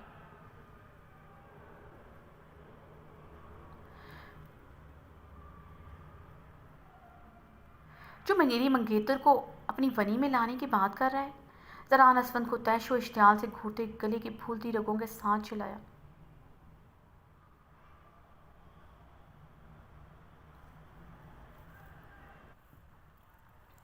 زران کے لہجے میں کرب و اذیت کی گہری رمق بھی شامل تھی، جسے وہاں کھڑے ہر انسان نے بخوبی محسوس کی تھی۔ تمہاری منگیتر تھی، وہ اب نہیں ہے۔ تمہارے نگاہ سے بھاگ کر وہی رشتہ تمہارے منہ پر مار چک کر چلی گئی ہے، مار کر چلی گئی تھی۔ ابرش تمہاری محبت نہیں، میری محبت ہے۔ اسفند یار خان سرخ چہرے کے ساتھ اپنے سینے پر ہاتھ مارتا چلایا۔ کیا بکواس کر رہے ہو تم اسفند، میں تمہاری جان لے لوں گا۔ زران نے غصے سے بے قابو ہوتے ٹیبل پر پڑے تمام برتن زمین پر الٹ دیے تھے۔ کانچ کے نازک برتن زمین پر گر کر چکنا چور ہوئے تھے، جن کی کرچیاں دور تک پھیلتی مردان خانے کا نقشہ ہی بگاڑ چکے تھے۔ مردان خانے سے شور کی آواز سنتے زنان خانے میں موجود امینہ خانم اور روزینہ خانم حواس بھاگتی مردان خانے میں داخل ہوئی۔ درید خان نے ہاتھ کے اشارے سے انہیں آگے بڑھنے سے روکا تھا۔ وہ مردان خانے کے وسط میں ہی رکی تھی۔ بکواس نہیں کر رہا، حقیقت بیان کر رہا ہوں۔ ابرش وہی لڑکی ہے جو مجھے امریکہ میں ملی تھی۔ ہم دونوں میں وہاں عہد و پیمان ہوئے تھے، مگر جب مجھے پتہ چلا تم ابرش کو پسند کرتے ہو، میں تمہاری خاطر اپنی محبت سے پیچھے ہٹ گیا تھا، بلکہ ابرش کو بھی مجبور کیا کہ وہ تمہیں ہاں کہہ دے۔ تم جھوٹ بول رہے ہو، یہ سچ نہیں ہے۔ زران نے لڑکھڑاتی زبان سے بولتے اپنے بال مٹھیوں میں دبوچے۔ یہی سچ ہے، وہ تمہاری محبت نہیں، میری محبت ہے۔ وہ بھی مجھ سے محبت کرتی ہے۔ اگر تمہیں یقین نہیں آتا تو جاؤ پوچھو اس سے۔ اسے تم سے کیوں چھپایا؟ وہ مجھ سے امریکہ میں ملی تھی۔ کیوں تمہیں اس بات سے بے خبر رکھا؟ وہ مجھے پہلے سے جانتی ہے۔ کیوں وہ مجھے دیکھتے انجان بن گئی؟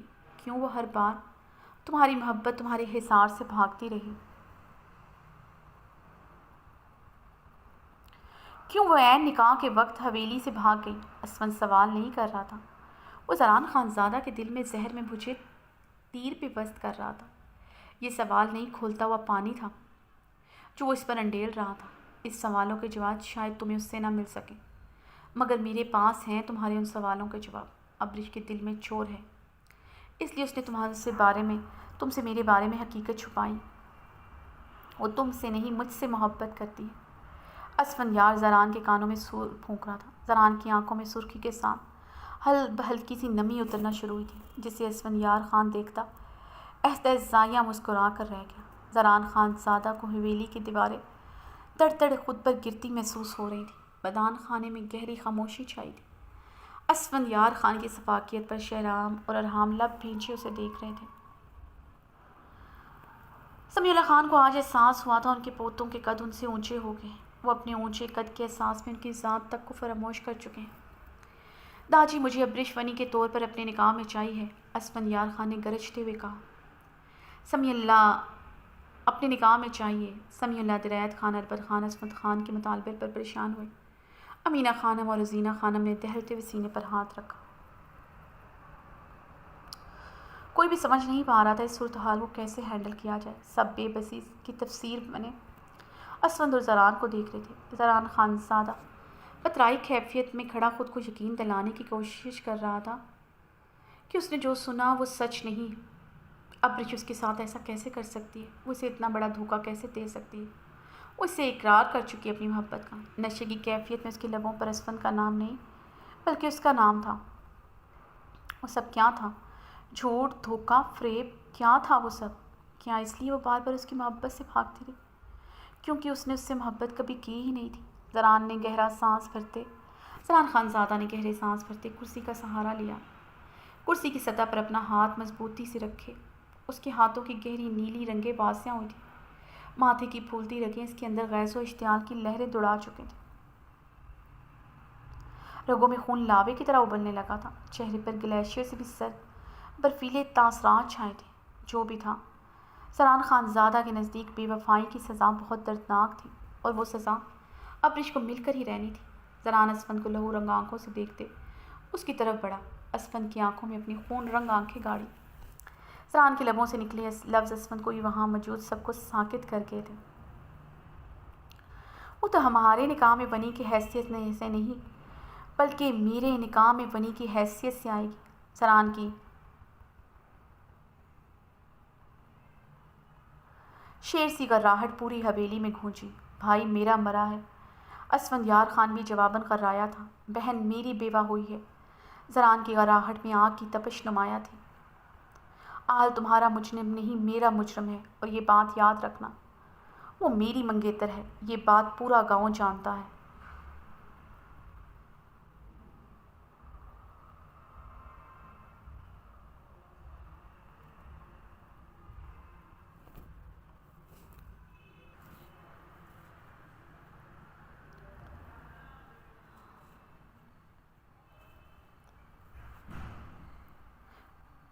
وہ یہ بات یاد رکھنا، وہ میری منگیتر ہے، یہ بات پورا گاؤں جانتا ہے۔ میری نکاح سے بھاگی تھی، اب سزا کے طور پر وہ میرے ہی نکاح میں آئے گی، چاہے بنی کے طور پر ہی صحیح۔ زنان برف سے لہجے میں بولتا، اپنا اٹل فیصلہ سب پر واضح کر چکا تھا۔ اس کا فیصلہ تم نہیں داجی کریں گے، اسفندیار خان نے مٹھی دبوچتے غصے سے کہا۔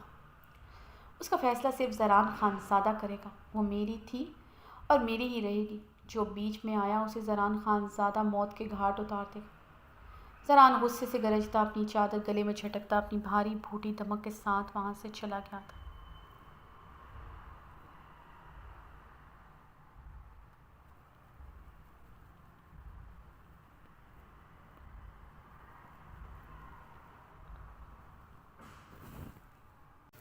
وہ غصے سے حویلی سے نکل آیا تھا۔ اس کی گاڑی ہواؤں کے دوش پر سفر کر رہی تھی۔ اونچے نیچے راستوں پر ہچکولے کھاتے ہوئے اسفند کے لفظ اس کے دل میں نکیلے بالے چپ ہو گئے تھے، جو اس کے دل کو فگار کر رہے تھے۔ ایسی تپش محسوس کر رہا تھا جو اس کے پیروں سے دماغ تک پہنچ رہی تھی۔ اسے اپنی مساموں سے دھواں نکلتا محسوس ہو رہا تھا۔ وہ سرخ چہرے کے ساتھ لب بھینچے ڈرائیو کر رہا تھا۔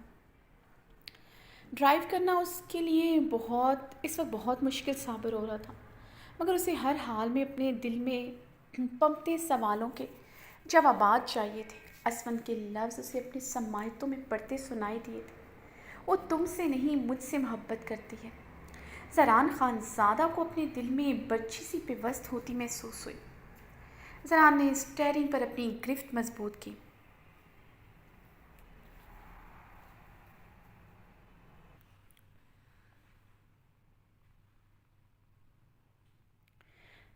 میں ابریش پاشا اقرار کرتی ہوں، میں زران خان زادہ سے پیار کرتی ہوں، بہت پیار کرتی ہوں۔ اس کا مدہوشی میں کیا ہوا اقرار یاد آیا تھا۔ دونوں کے الفاظ کٹمٹ ہوتے اس کے دل کی دنیا تہبالہ کیے ہوئے تھے۔ اس وقت اس کے اندر ایک طوفان سا بھرپا تھا۔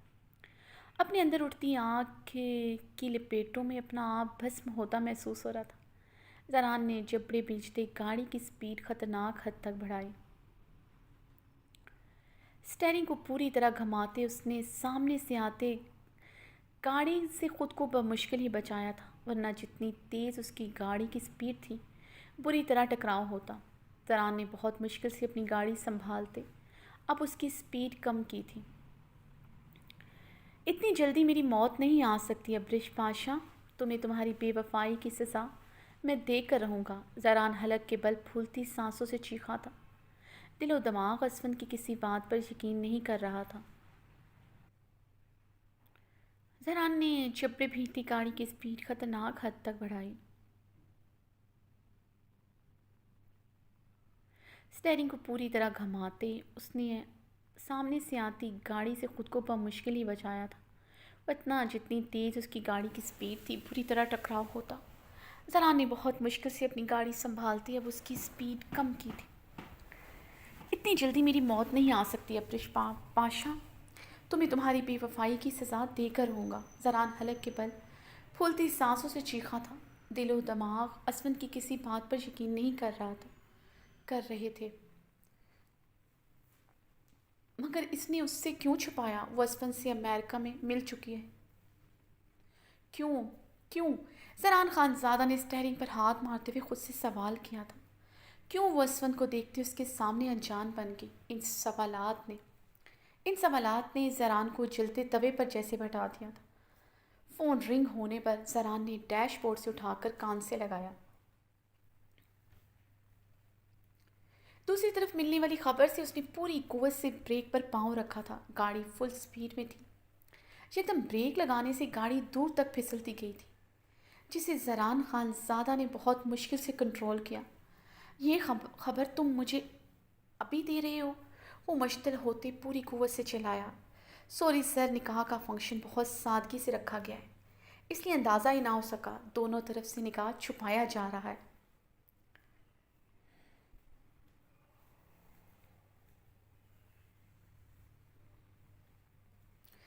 دوسری طرف سے وضاحت دی تو زران خان زادہ نے فون بند کرتے اسے پوری قوت سے ونڈ سکرین پر دے مارا۔ ایک ایک بات کا حساب دو گی تو مس ابرش پاشا آج کی رات مسز زران خان زادہ بن کر۔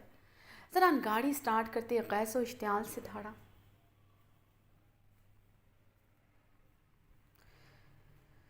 ابرش دلہن بنی اپنے کمرے میں بیٹھی نم آنکھوں سے اپنے حنائی ہاتھوں کو دیکھ رہی تھی، جس پر زران خان زادہ اپنے نام کی مہندی لگے دیکھنا چاہتا تھا، مگر آج یہ مہندی زعیم کے نام کی لگ چکی تھی۔ نہ صرف مہندی بلکہ وہ زعیم کے لائے ہوئے دلہن کے لباس میں اس کے لیے پور پور سجی تھی۔ ریڈ دلہن کے لباس میں وہ کسی حور سے کم نہیں لگ رہی تھی۔ سفید دھمکتا رنگ ریڈ چولی لہنگا چولی میں غضب ڈھا رہا تھا، باریک ریڈ کے دوپٹے کے حالے میں اس کا حسن دھمک رہا تھا۔ پچھلا گلا کافی ڈیپ تھا، اس کی پشت باریک نیٹ کے دوپٹے میں پوری طرح عیاں تھی۔ زعیم نے اپنی پسند سے اس کے لیے یہ لباس خریدا تھا جس میں اس کی رعنائیاں دیکھنے والوں کو مبہوت کر رہی تھی۔ ابھی کچھ دیر میں اس کا زعیم کے ساتھ نکاح تھا، جس کے بعد رخصتی ہونی تھی۔ گھر میں ہی چھوٹی سی تقریب تھی، چند مہمان تھے جو صرف زعیم کی طرف سے تھے، جو باہر لاؤنج میں ہی بیٹھے تھے۔ وہ اپنے ہاتھوں کو دیکھتے گہری سوچ میں گم تھی کہ اچانک ہی اس کے کمرے میں کچھ گارڈز ہتھیاروں سے لیس داخل ہوئے تھے، جنہوں نے کمرے میں داخل ہوتے ہی اس پر بندوقیں تان لی تھیں۔ کون ہو تم لوگ؟ میرے کمرے میں کیوں آئے؟ ابرش حواس باختہ بیڈ سے اٹھی تھی۔ آپ کو ہمارے ساتھ چلنا ہوگا، ان میں سے ایک گارڈ موت بنا انداز میں نظریں جھکائے بولا۔ کم و بیش سب گارڈز جنہوں نے کمرے میں داخل ہوتے اس پر بندوقیں تان لی تھی۔ کون ہو تم لوگ؟ میرے کمرے میں کیوں آئے؟ اپنی حواس باختہ بیڈ سے اٹھی تھی۔ آپ کو ہمارے ساتھ چلنا ہوگا، ان میں سے ایک گارڈ موت بنا انداز میں نظریں جھکائے بولا۔ کم و بیش سب گارڈز ہی نظریں جھکائے کھڑے تھے، کسی نے اس پر نظر نہیں ڈالی تھی۔ میں تم لوگوں کے ساتھ نہیں جاؤں گی، تم لوگ یوں مجھے بندوقوں سے نہیں ڈرا سکتے۔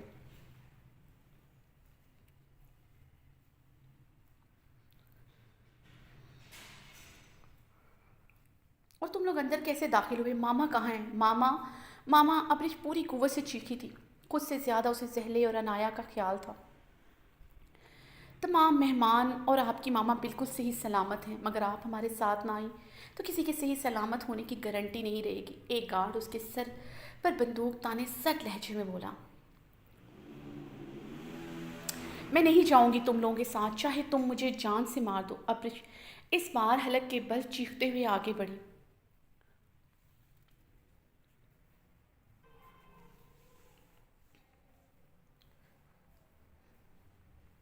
رک جائیں، اگر آپ نے ایک قدم بھی آگے بڑھایا تو آپ کی چھوٹی بہن کو مار ڈالا جائے گا۔ اگر آپ نے زیادہ شور کیا تو پسٹل کی گولی آپ کی بہن کا سینہ چیر دے گی۔ اپنے یہ الفاظ سنتے ساکت ہوئی تھی۔ عنایا کہاں ہے؟ کانپتی آواز میں پوچھا۔ وہ باہر لاؤنج میں ہے، مگر آپ کی ایک غلطی کی وجہ سے اس پر فائر کر دیا جائے گا۔ اب یہ سن کر بے بسی سے چہرہ دونوں ہاتھوں میں چھپا کر پھوٹ پھوٹ کر رو دی تھی۔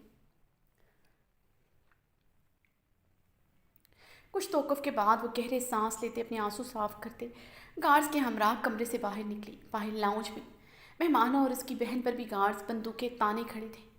ڈرائنگ روم میں موجود زعیم اور عباسی صاحب کو بھی گارڈز اپنی بندوقوں کے حصار میں لیے کھڑے تھے۔ ابرش نے ایک نظر عنایا اور اس کے ساتھ کھڑی زہلے کو دیکھا، جو آنسو بہاتی بے بسی کی تفسیر بنی کھڑی تھی۔ ابرش کو دیکھتے زہلے تڑپتے ہوئے آگے بڑھی تو ایک گارڈ نے عنایا کے سر پر پسٹل کی نوک کا دباؤ بڑھایا تھا۔ عنایا روتے ہوئے بری طرح کانپ رہی تھی، جسے دیکھتے زہلے وہیں پر مجمد ہوئی۔ انہیں زران خان زادہ سے اس سب کی ہرگز توقع نہ تھی۔ گارڈز کے سنجیدہ اور سباک چہرے کو دیکھتے وہ پیچھے کو اپنے قدم بڑھانے پر مجبور ہوئی تھی۔ انہیں سمجھ نہیں آ رہا تھا وہ کس بیٹی کو بچائیں۔ کچھ نہ کرنا عنایا کو، میں چل رہی ہوں، ابرش نے کانپتے لہجے میں کہتے باہر کی جانب قدم بڑھائے۔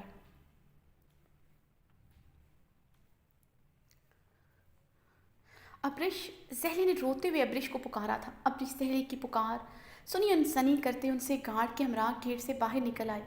وہ دلہن کے لباس میں گارڈز کے ہمراہ باہر آئی تو سامنے گاڑی سے نکلتے زہران کو دیکھ کر بری طرح چونکی تھی، آنکھیں میچتے گہرے سانس لے کر بہت سے آنسو اس نے آنکھوں کے راستے آرز پر بہائے۔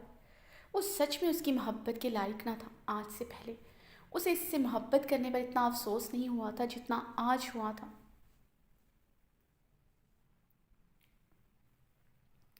بلیک شلوار قمیض پہنے، کندھوں پر مردانہ شال ڈالے، چہرے پر مخصوص مغرورانہ مسکراہٹ سجائے، وہ گاڑی سے ٹیک لگائے استہزائیہ نگاہوں سے اسے ہی دیکھ رہا تھا۔ ابرش تیز تیز قدم اٹھاتے زہران کی طرف بڑھی۔ یہ سب تم نے کیا؟ تم ایسا کیسے کر سکتے ہو؟ تم اتنا گر جاؤ گے میں سوچ بھی نہیں سکتی تھی۔ وہ اس کی طرف بڑھتے صدمے کی کیفیت میں ہسیانی انداز میں چیخی،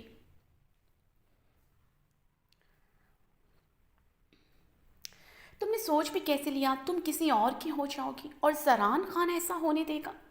زہران خان اپنی چیزوں پر کسی کا سایہ بھی برداشت نہیں کر سکتا۔ تم تو زہران خان کی محبت ہو، تمہاری ہمت کیسے ہوئی اس طرح کسی دوسرے کے لیے سجنے کی، کسی دوسرے کے نام کی مہندی لگانے کی؟ زہران خان نے آگے بڑھ کر اس کی کلائی کو اپنی وحشی گرفت میں لیا۔ اسے دلہن کے لباس میں یوں سجا سفراں دیکھ کر وہ پاگل ہوا تھا۔ کیونکہ یہ میری زندگی ہے، میری مرضی، میں جس سے مرضی شادی کروں، جس کے لیے بھی سجوں سوروں، تم ہوتے کون ہو مجھے روکنے والے؟ وہ اپنی کلائی اس کی وحشی گرفت سے چھڑاتے ہوئے چیخی، میری محبت، میری منگیتر ہو تم۔ زہران خان اس سے بھی زیادہ حلق کے بل چیخا تھا، اپنا ہاتھ آگے بڑھاتے ہوئے ابرش کی نت کھینچ کر اتارتے دور اچھال دی۔ ابرش اس کے صفاق عمل سے درد سے سسک کر رہ گئی تھی، آنکھوں سے آنسو ٹوٹ کر رخ پر برسنے لگے تھے۔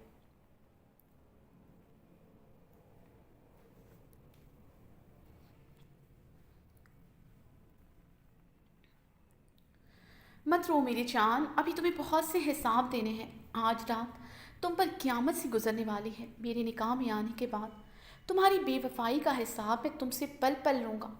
زہران خان پوری قوت سے دھاڑا تھا، میں کبھی تم سے نکاح نہیں کروں گی۔ تمہیں لگتا ہے تم زبردستی مجھ سے نکاح کر سکتے ہو تو یہ تمہاری بھول ہے۔ ابرش نے اپنی گلابی ہوتی شہد رنگ آنکھیں اس کی براؤن آنکھوں میں گاڑی۔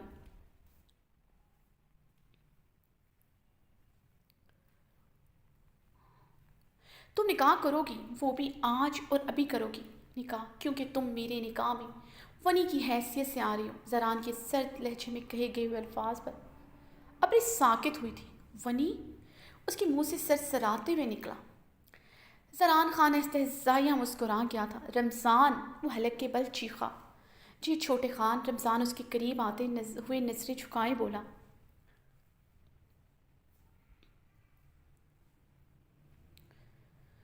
زہران خان کے اشارے پر اس نے ایک پیکٹ زہران کی طرف بڑھایا اور دوبارہ سے اپنی جگہ پر جا کر مستعدی سے کھڑا ہو گیا۔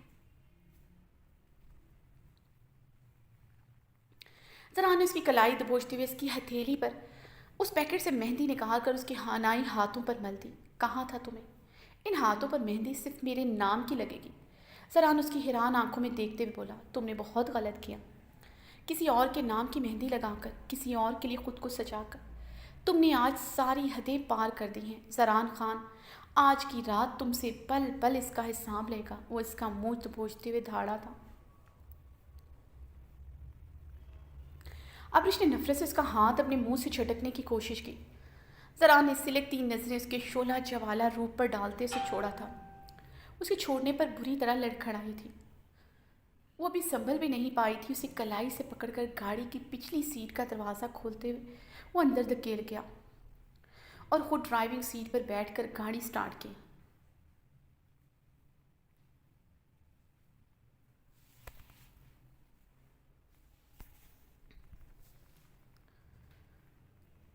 زہران خانزادہ کی گاڑی کے ٹائر حویلی کے کار پورچ پر آ کر چرچرائے تھے۔ ابرش کی گاڑی میں گونجتی سسکیاں بھی تھمی تھیں۔ اس نے خوف و ہراس سے حویلی کو دیکھا جہاں سے وہ بہت مشکل سے بھاگی تھی، اس انسان کے حصار سے بھاگی تھی، مگر آج پھر اس انسان نے اس کی ہر کوششوں کو ناکام بنا دے۔ اس زندان میں پھر سے لاپٹکا تھا۔ ابرش کے لیے حویلی کسی زندان سے کم نہ تھی۔ زہران خانزادہ کا ہونے سے ہی اس کی سانسیں سوچنے سے ہی اس کی سانسیں ساکت ہوتے سینے میں دب رہی تھیں۔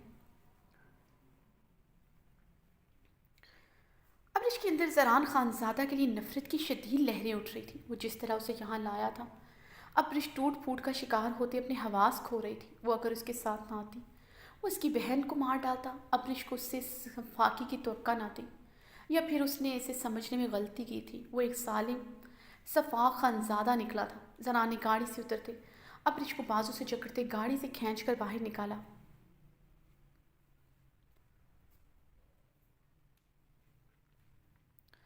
ابرش اس کی سخت ہزار سے کھنچتی چلی گئی تھی۔ چھوڑو مجھے وحشی انسان! وہ حلق کے پل اس کے ساتھ کھسٹتی ہوئی چیخیں مار مار کر اور رو رو کر اب تو اس کا گلا دکھنے لگا تھا۔ گاڑی میں زران اس کی چیخیں سسکیاں نظر انداز کیا تھا۔ اس نے 4 گھنٹوں کا سفر 3 گھنٹوں میں طے کیا تھا۔ وہ پورے راستے روتے ہوئے آئی تھی۔ اس کی سسکیاں اور ہچکیاں ابھی بھی پوری طرح نظر انداز کیے اسے کلائی سے جکڑے زنان خانہ میں داخل ہوا۔ ابرش کو دیکھتے امینا خانم تھک سے رہ گئی۔ دلہن کے لباس میں وہ بکھری حالت میں زران خانزادہ کے ہمراہ کھڑی تھی۔ بے تحاشا رونے کی وجہ سے اس کی آنکھیں متورم اور سرخ تھیں۔ مٹا میک اپ ہچکیوں میں لرزتا بدن، آنکھوں میں بے تحاشا نمی لیے وہ کھڑی تھی۔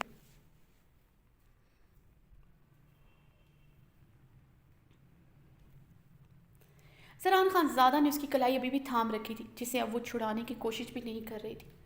وہ غم کی مورت بنی بے بسی کی تفسیر بنی کھڑی تھی۔ ایسا لگ رہا تھا وہ پل میں زمین بوس ہو جائے گی۔ امینا خانم کو اس پر ترس آیا۔ زران، یہ سب کیا ہے؟ امینا خانم نے زران اور ابرش کی طرف بڑھتے پوچھا۔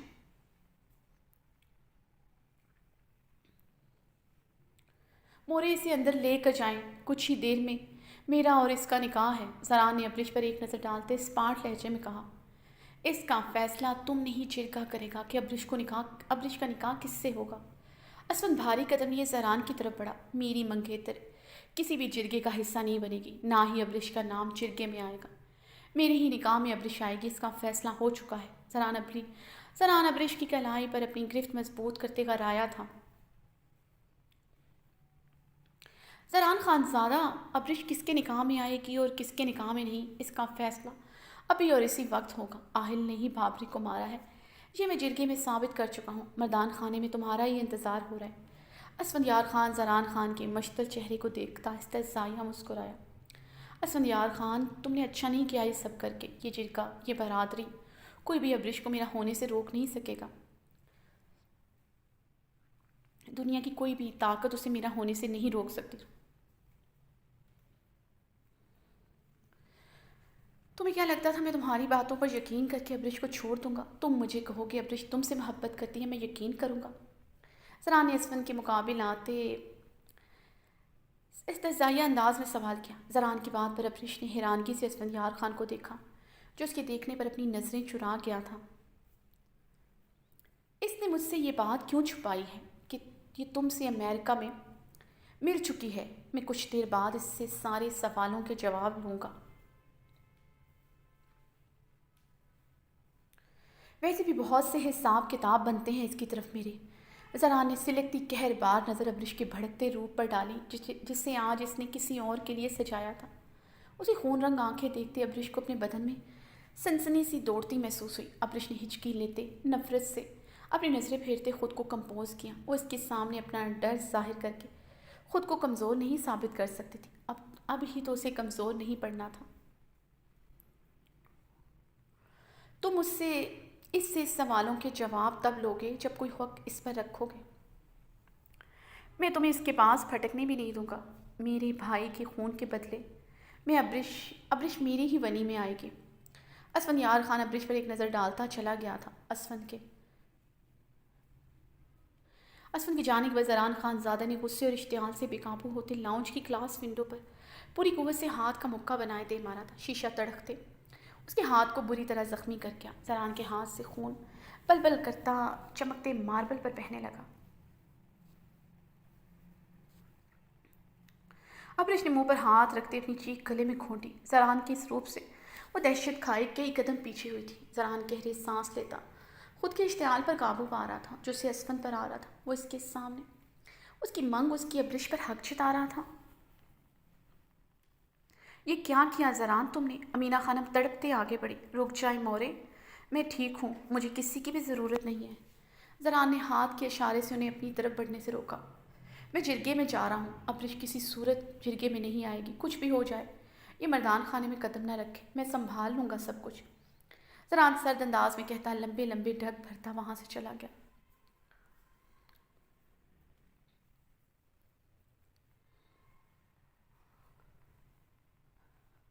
وہ زنان خانے کے لاؤنج میں مردان خانے سے آتی آوازیں سن رہی تھی۔ امینہ خانم سن رہی تھی۔ امینہ خانم اسے کئی مرتبہ کہہ چکی تھی وہ اندر چلی جائے، مگر وہ یوں ہی شکستہ حال مردان خانے اور زنان خانے کے بیچ بڑے سے لکڑی کے دروازے کے ساتھ استادہ اپنی قسمت کا فیصلہ ہوتے سن رہی تھی۔ جرگے میں یہ ثابت ہو چکا تھا بابرک کو مارنے والا آہل ہے۔ ابرش نے دروازے کے ساتھ ٹیک لگائے، گہرے سانس لیے۔ آہل نے بابرک کو مارا ہے، اس بات پہ اسے یقین نہیں آ رہا تھا۔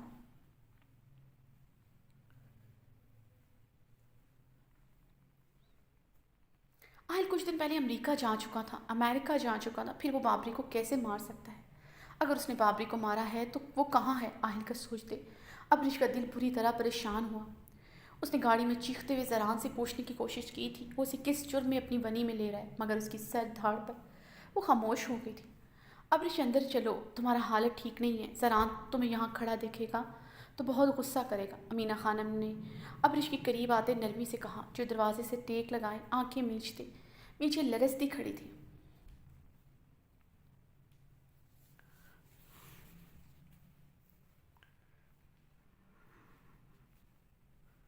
مجھے یہاں کھڑے رہ کر اپنی قسمت کا فیصلہ ہوتے دیکھنا ہے، میں کس کے نکاح میں جاتی ہوں، زران یا پھر اسفند یار خان کے؟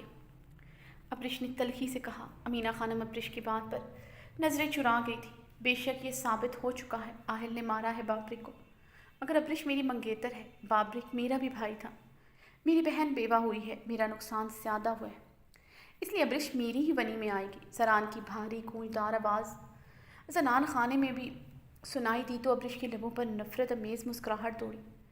تن بدن میں اس انسان کے لیے صرف نفرت کے شعلے بھڑکتے محسوس ہوئے۔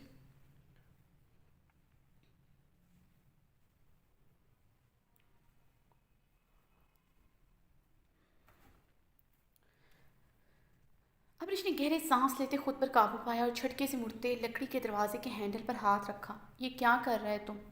کہاں جا رہے تم؟ امینہ خانم نے ہینڈل پر ہاتھ رکھتے ابرش کو روکتے پوچھا۔ یہ میری زندگی ہے، میری زندگی کا فیصلہ یہ جرگے والے اور زران خان زیادہ نہیں کر سکتا۔ ابرش نے غصے سے کہتے ہینڈل پر ہاتھ جماتے دروازہ کھولنے کی کوشش کی۔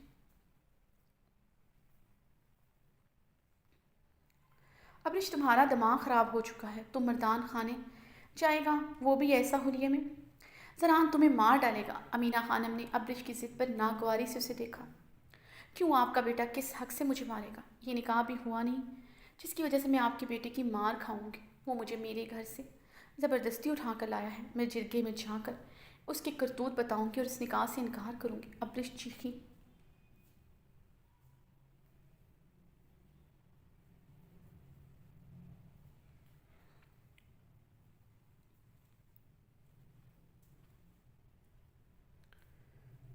آہستہ بولو ابرش، تمہارا آواز مردان خانے تک جائے گا تو سب کیا کہے گا؟ تم زران کا منگیتر ہے، نکاح والے دن تم اس کی عزت پر بھٹا لگا کر بھاگا تھا، یہ کم تھا جو آج پھر سے تم اسے رسوا کرنے پر تلا ہے؟ امینہ خانم کی بات پر ابرش استہزائیہ ہنسی تھی۔ منگیتر تھی ہوں نہیں، میں نے منگنی کی انگوٹھی آپ کے بیٹے کے منہ پر دے ماری تھی۔ اگر وہ مجھے اب بھی منگیتر کہتا ہے یہ اس کا قصور ہے، اس کی یہی غلط فہمی میں آج جرگے میں دور کروں گی۔ ابرش غصے سے بولے۔ یہاں کی منگنیاں ایسے نہیں ٹوٹتی، تم نے کہہ دیا تو ٹوٹ گیا، لیکن جو تم نے کیا ہے اس کا سزا بہت زیادہ تھا۔ زران نے تمہیں ابھی تک نہیں دیا، جو زران نے تمہیں ابھی تک نہیں دیا، اس لیے اس کے غصے کو زیادہ ہوا مت دو، اپنے لیے مشکلیں مت بڑھاؤ، عورت ہو عورت کی طرح رہو، مرد مت بنو۔ امینہ خانم نے ابرش کی کلائی پر ہاتھ جماتے اسے آگے بڑھنے سے روکا تھا۔ آپ خود بھی ایک عورت ہیں، بھولے مت، جو کچھ آپ کے بیٹے نے میرے ساتھ کیا آپ کو اسے روکنا چاہیے تھا، مگر آپ تو اس کا ساتھ دے رہی ہیں۔ کیسی عورت ہیں آپ؟ ابرش نے چٹکتے ہوئے سوال کیا۔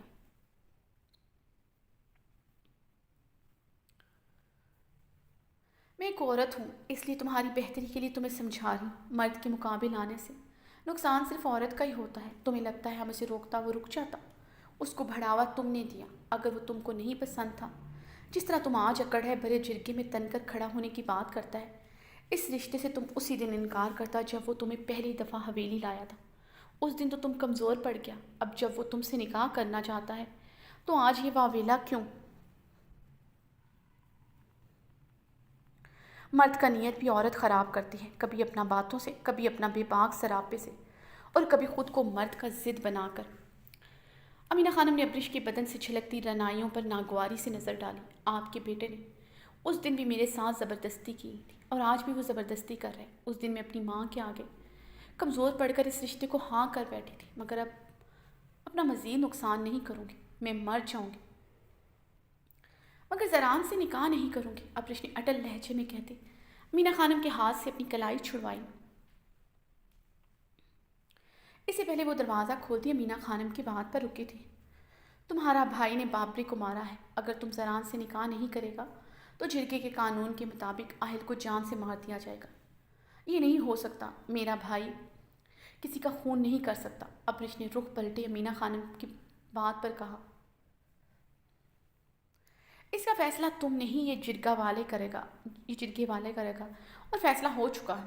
آہل نے ہی بابری کو مارا ہے، آہل کو بچانے کے لیے تمہیں یہ نکاح کرنا ہی ہوگا۔ امینہ خانم نے اسے سمجھانا چاہا، مگر ان کی بات کاٹ چکی تھی۔ ٹھیک ہے، میں یہ نکاح کروں گی، مگر زران سے نہیں، اسفندیار خان سے، ابریش نے سپاٹ انداز میں کہتے لکڑی کے بھاری دروازے کو کھولا۔ کیا مطلب؟ امینہ خانم نے ابریش کا سپاٹ چہرہ دیکھ کر ناسمجھی سے پوچھا۔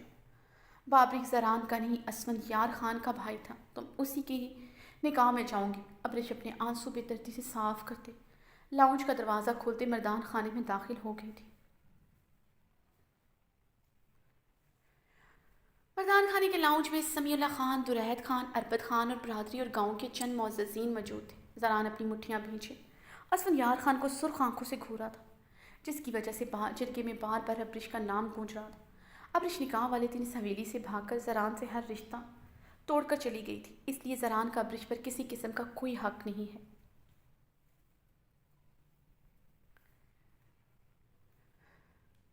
اسفندیار خان کی بات پر زران کی رنگت میں شدید سرخیاں گھلی تھیں۔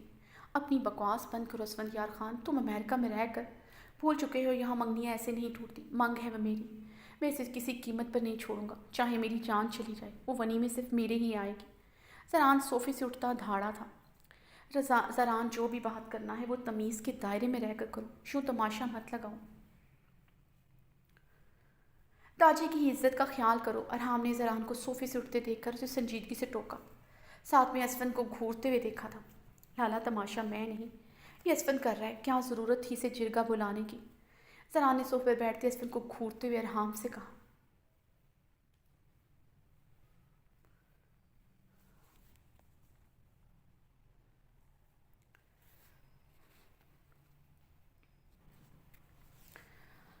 اسفند خان زران کی دھاڑ پر صوفے سے ٹیک لگائے اسے دل چلانے والی مسکراہٹ سے دیکھ رہا تھا۔ زران کی تلملاہٹ اسے بہت سکون دے رہی تھی، وہ اس کی عزت کا تماشا بنا چکا تھا۔ ابریش نکاح والے دن حویلی سے بھاگی، جسے گاؤں کے لوگ جانتے ہوئے بھی کہنے سے ڈرتے تھے، مگر اسد برے جھرکے میں یہ کہہ چکا تھا۔ زران کا سرخ چہرہ اسے سکون پہنچا رہا تھا۔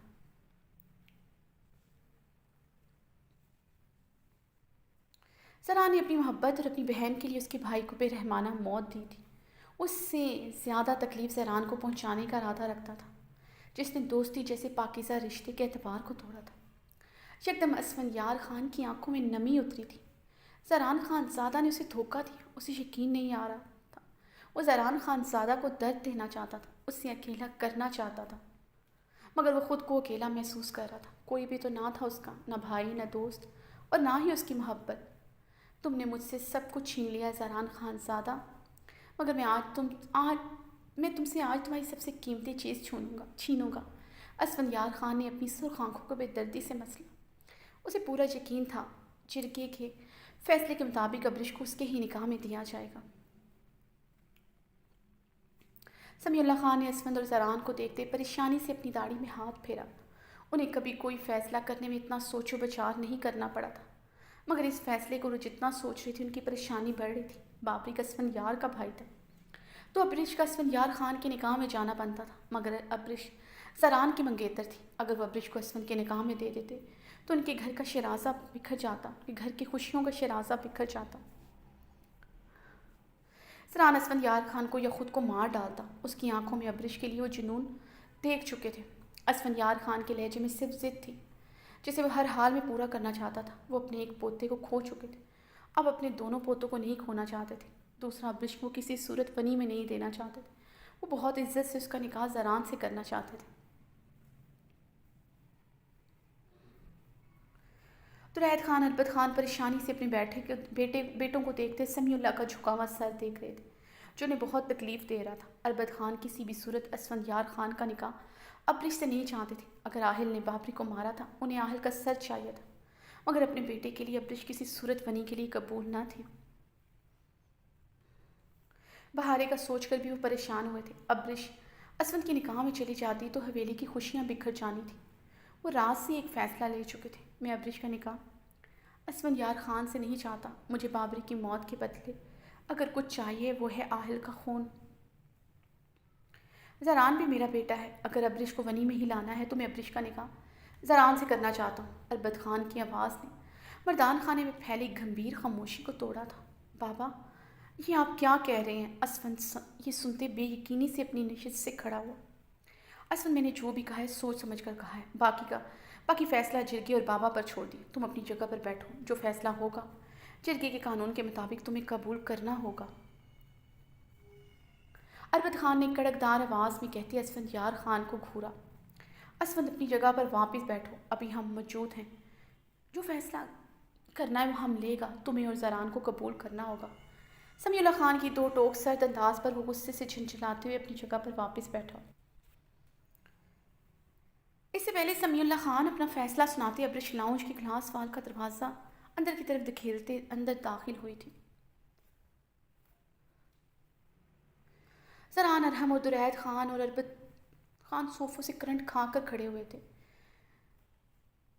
وہ دلہن کے لباس میں بے پردہ پورے جرگے کے سامنے کھڑی تھی۔ زران غصے سے بل کھاتا آنکھوں میں غیظ و اشتعال کی سرخی لیے ابرش کی طرف بڑھا، جو گہرے سانس لیتی سپاٹ چہرہ لیے لاؤنج کے وسط میں کھڑی تھی۔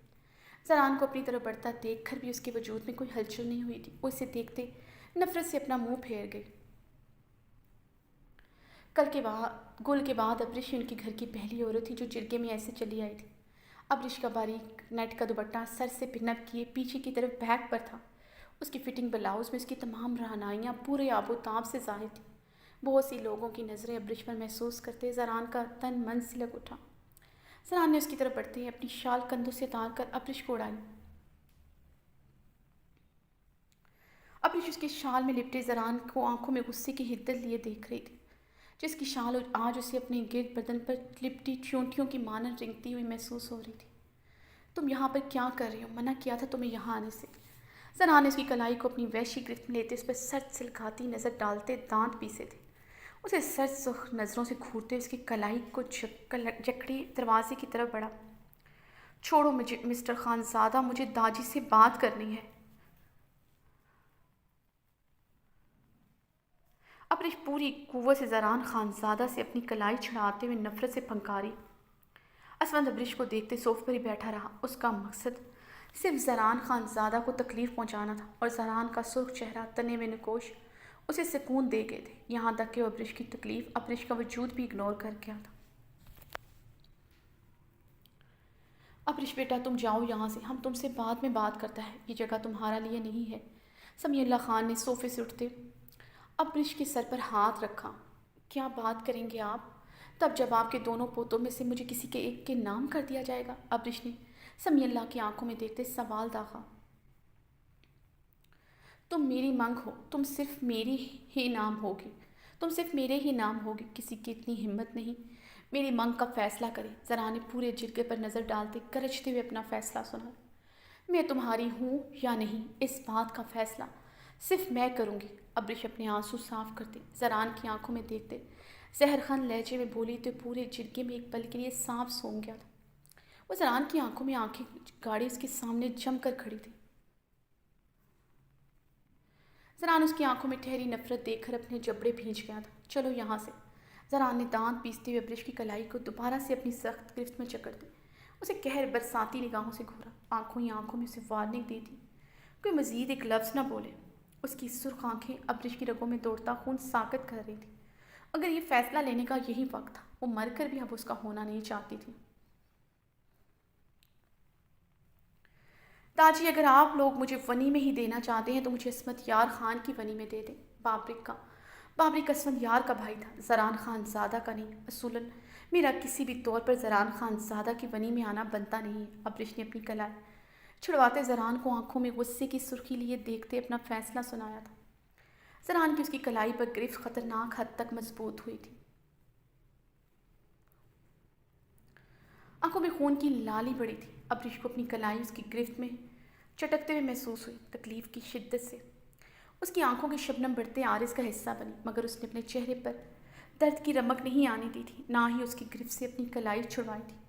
وہ آنکھوں میں نمی کے ساتھ نفرت لیے استہزائی انداز میں زران خان زادہ کو دیکھ رہی تھی، پورے جرگے کے سامنے۔ ابرش نے جیسے زران کے منہ پر تماچا مار دیا تھا۔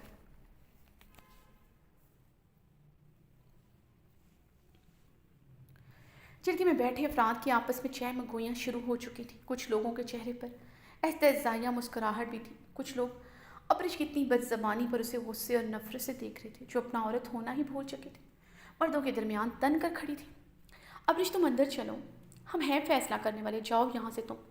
دلائد خان مزید اپنے غصے پر کنٹرول نہ کر سکے۔ انہیں سامنے کھڑی چھٹانگ بھر لڑکی پر شدید غصہ آیا تھا۔ وہ ابرش کی حویلی سے بھاگنے کے بعد اسے شدید متنفر ہو چکے تھے۔ رہی صحیح کسر ابرش نے جرگے میں آ کر پوری کر دی تھی۔ میں اندر نہیں جاؤں گی، کسی بھی صورت نہیں۔ یہ میری زندگی کا فیصلہ ہے، میرے نکاح کا فیصلہ کرنے والے آپ لوگ ہوتے کون ہیں؟ بابرک کو آہل نے مارا ہے، اس کا فیصلہ پولیس کرے گی، آپ لوگ نہیں۔ ابرش نے جرگے میں موجود سب کو دیکھتے چیخ کر کہا۔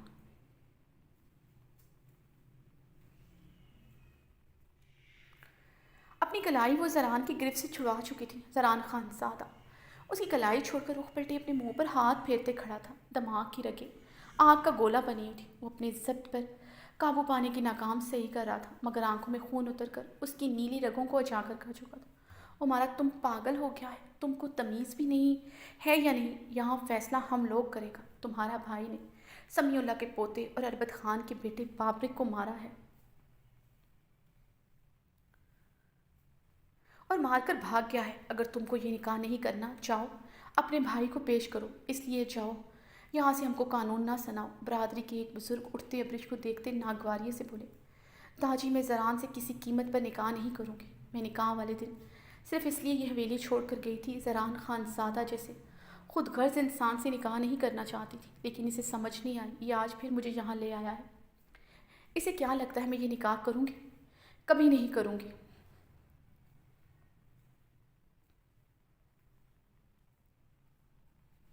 میں زران سے نکاح کرنے سے بہتر مرنا پسند کروں گی۔ وہ نفرت سے پھنکارتی میدان خانے میں موجود مردوں کے غصے کے گراف کو بلند کر چکی تھی۔ زران کی مٹھیاں خود بخود بھنج گئی تھیں۔ اب اس کے ماتھے کی نیلی رگیں ظاہر ہونے لگی تھیں۔ یہ لڑکی آج اس کا ضبط بری طرح آزما رہی تھی۔ ابرش نے اپنے گرد سے شال اتارتے زران خان زادہ کے قدموں میں پھینک دی۔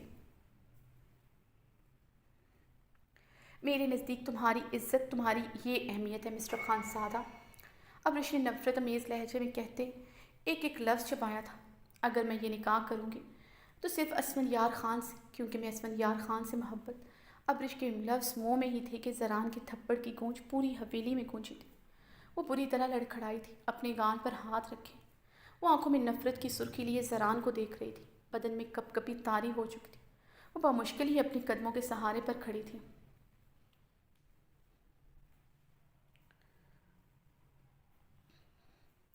جرگے میں گہری خاموشی چھائی تھی۔ سمیع اللہ کے چہرے پر غیظ و غضب بڑا تھا۔ اسفندیار خان ابرش کی حالت دیکھتے ضبط سے اپنے جبڑے بھینچ گیا تھا۔ کبھی بھی ابرش کے ساتھ ایسا نہیں چاہتا تھا، مگر زران کی نفرت میں وہ ہر چیز کو جلا کر بھسم کرنا چاہتا تھا، یہاں تک کہ اپنی محبت بھی۔ زران ابرش کے لرزتے وجود پر قہر بہا نظر ڈالتے اسے کلائی سے جکڑے زنان خانے کی طرف بڑھا۔ چھوڑو مجھے! ابرش حلق کے بل چیختی اپنی کلائی زران خان زادہ کی گرفت سے چھڑوا رہی تھی۔ زران خان زادہ نے اسے زنان خانے میں لا کر صوفے پر پٹکا۔ وہ صوفے پر اوندے منہ گرتی पूरी तरह रो दी। मोरे चादर उड़ाएं इससे, मौलवी आता ही होगा, ज़रा ने कहते मर्दान खाने की तरफ कदम बढ़ाया।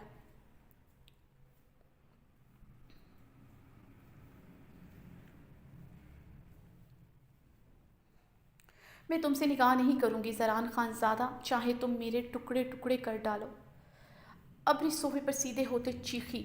अब्रिश की बात सुनते ज़रान के कदम कुछ पल के लिए ठहरे थे, फिर वो लंबे लंबे डग भरता वहाँ से चला गया। तुम एक बार इस हवेली का बहू बन जाओ, हम तुम्हारा ज़बान कैसे काटता है तुम देखना, बस दुआ करो तुम हमारा असफन की दुल्हन ना बनो। अगर तुम असफन के निकाह में आ गया, हम तुम्हारा वो हाल करेगा तुम किसी के सामने बोलते हुए 100 दफ़ा तुम तो हमारा असफन, अगर तुम असफन के, हम तुम्हारा वो हाल करेगा तुम किसी के सामने बोलने के काबिल नहीं रहेगा। रज़ीना खानम नफ़रत हकारत से बोलते वहाँ से चली गई थी। अब्रिश ने बुरी तरह रोते अपने कानों में पड़ी अवेज़ों को नोचा था, मुंह पर हाथ रखते बेबसी से चीखें मारती रोती थी।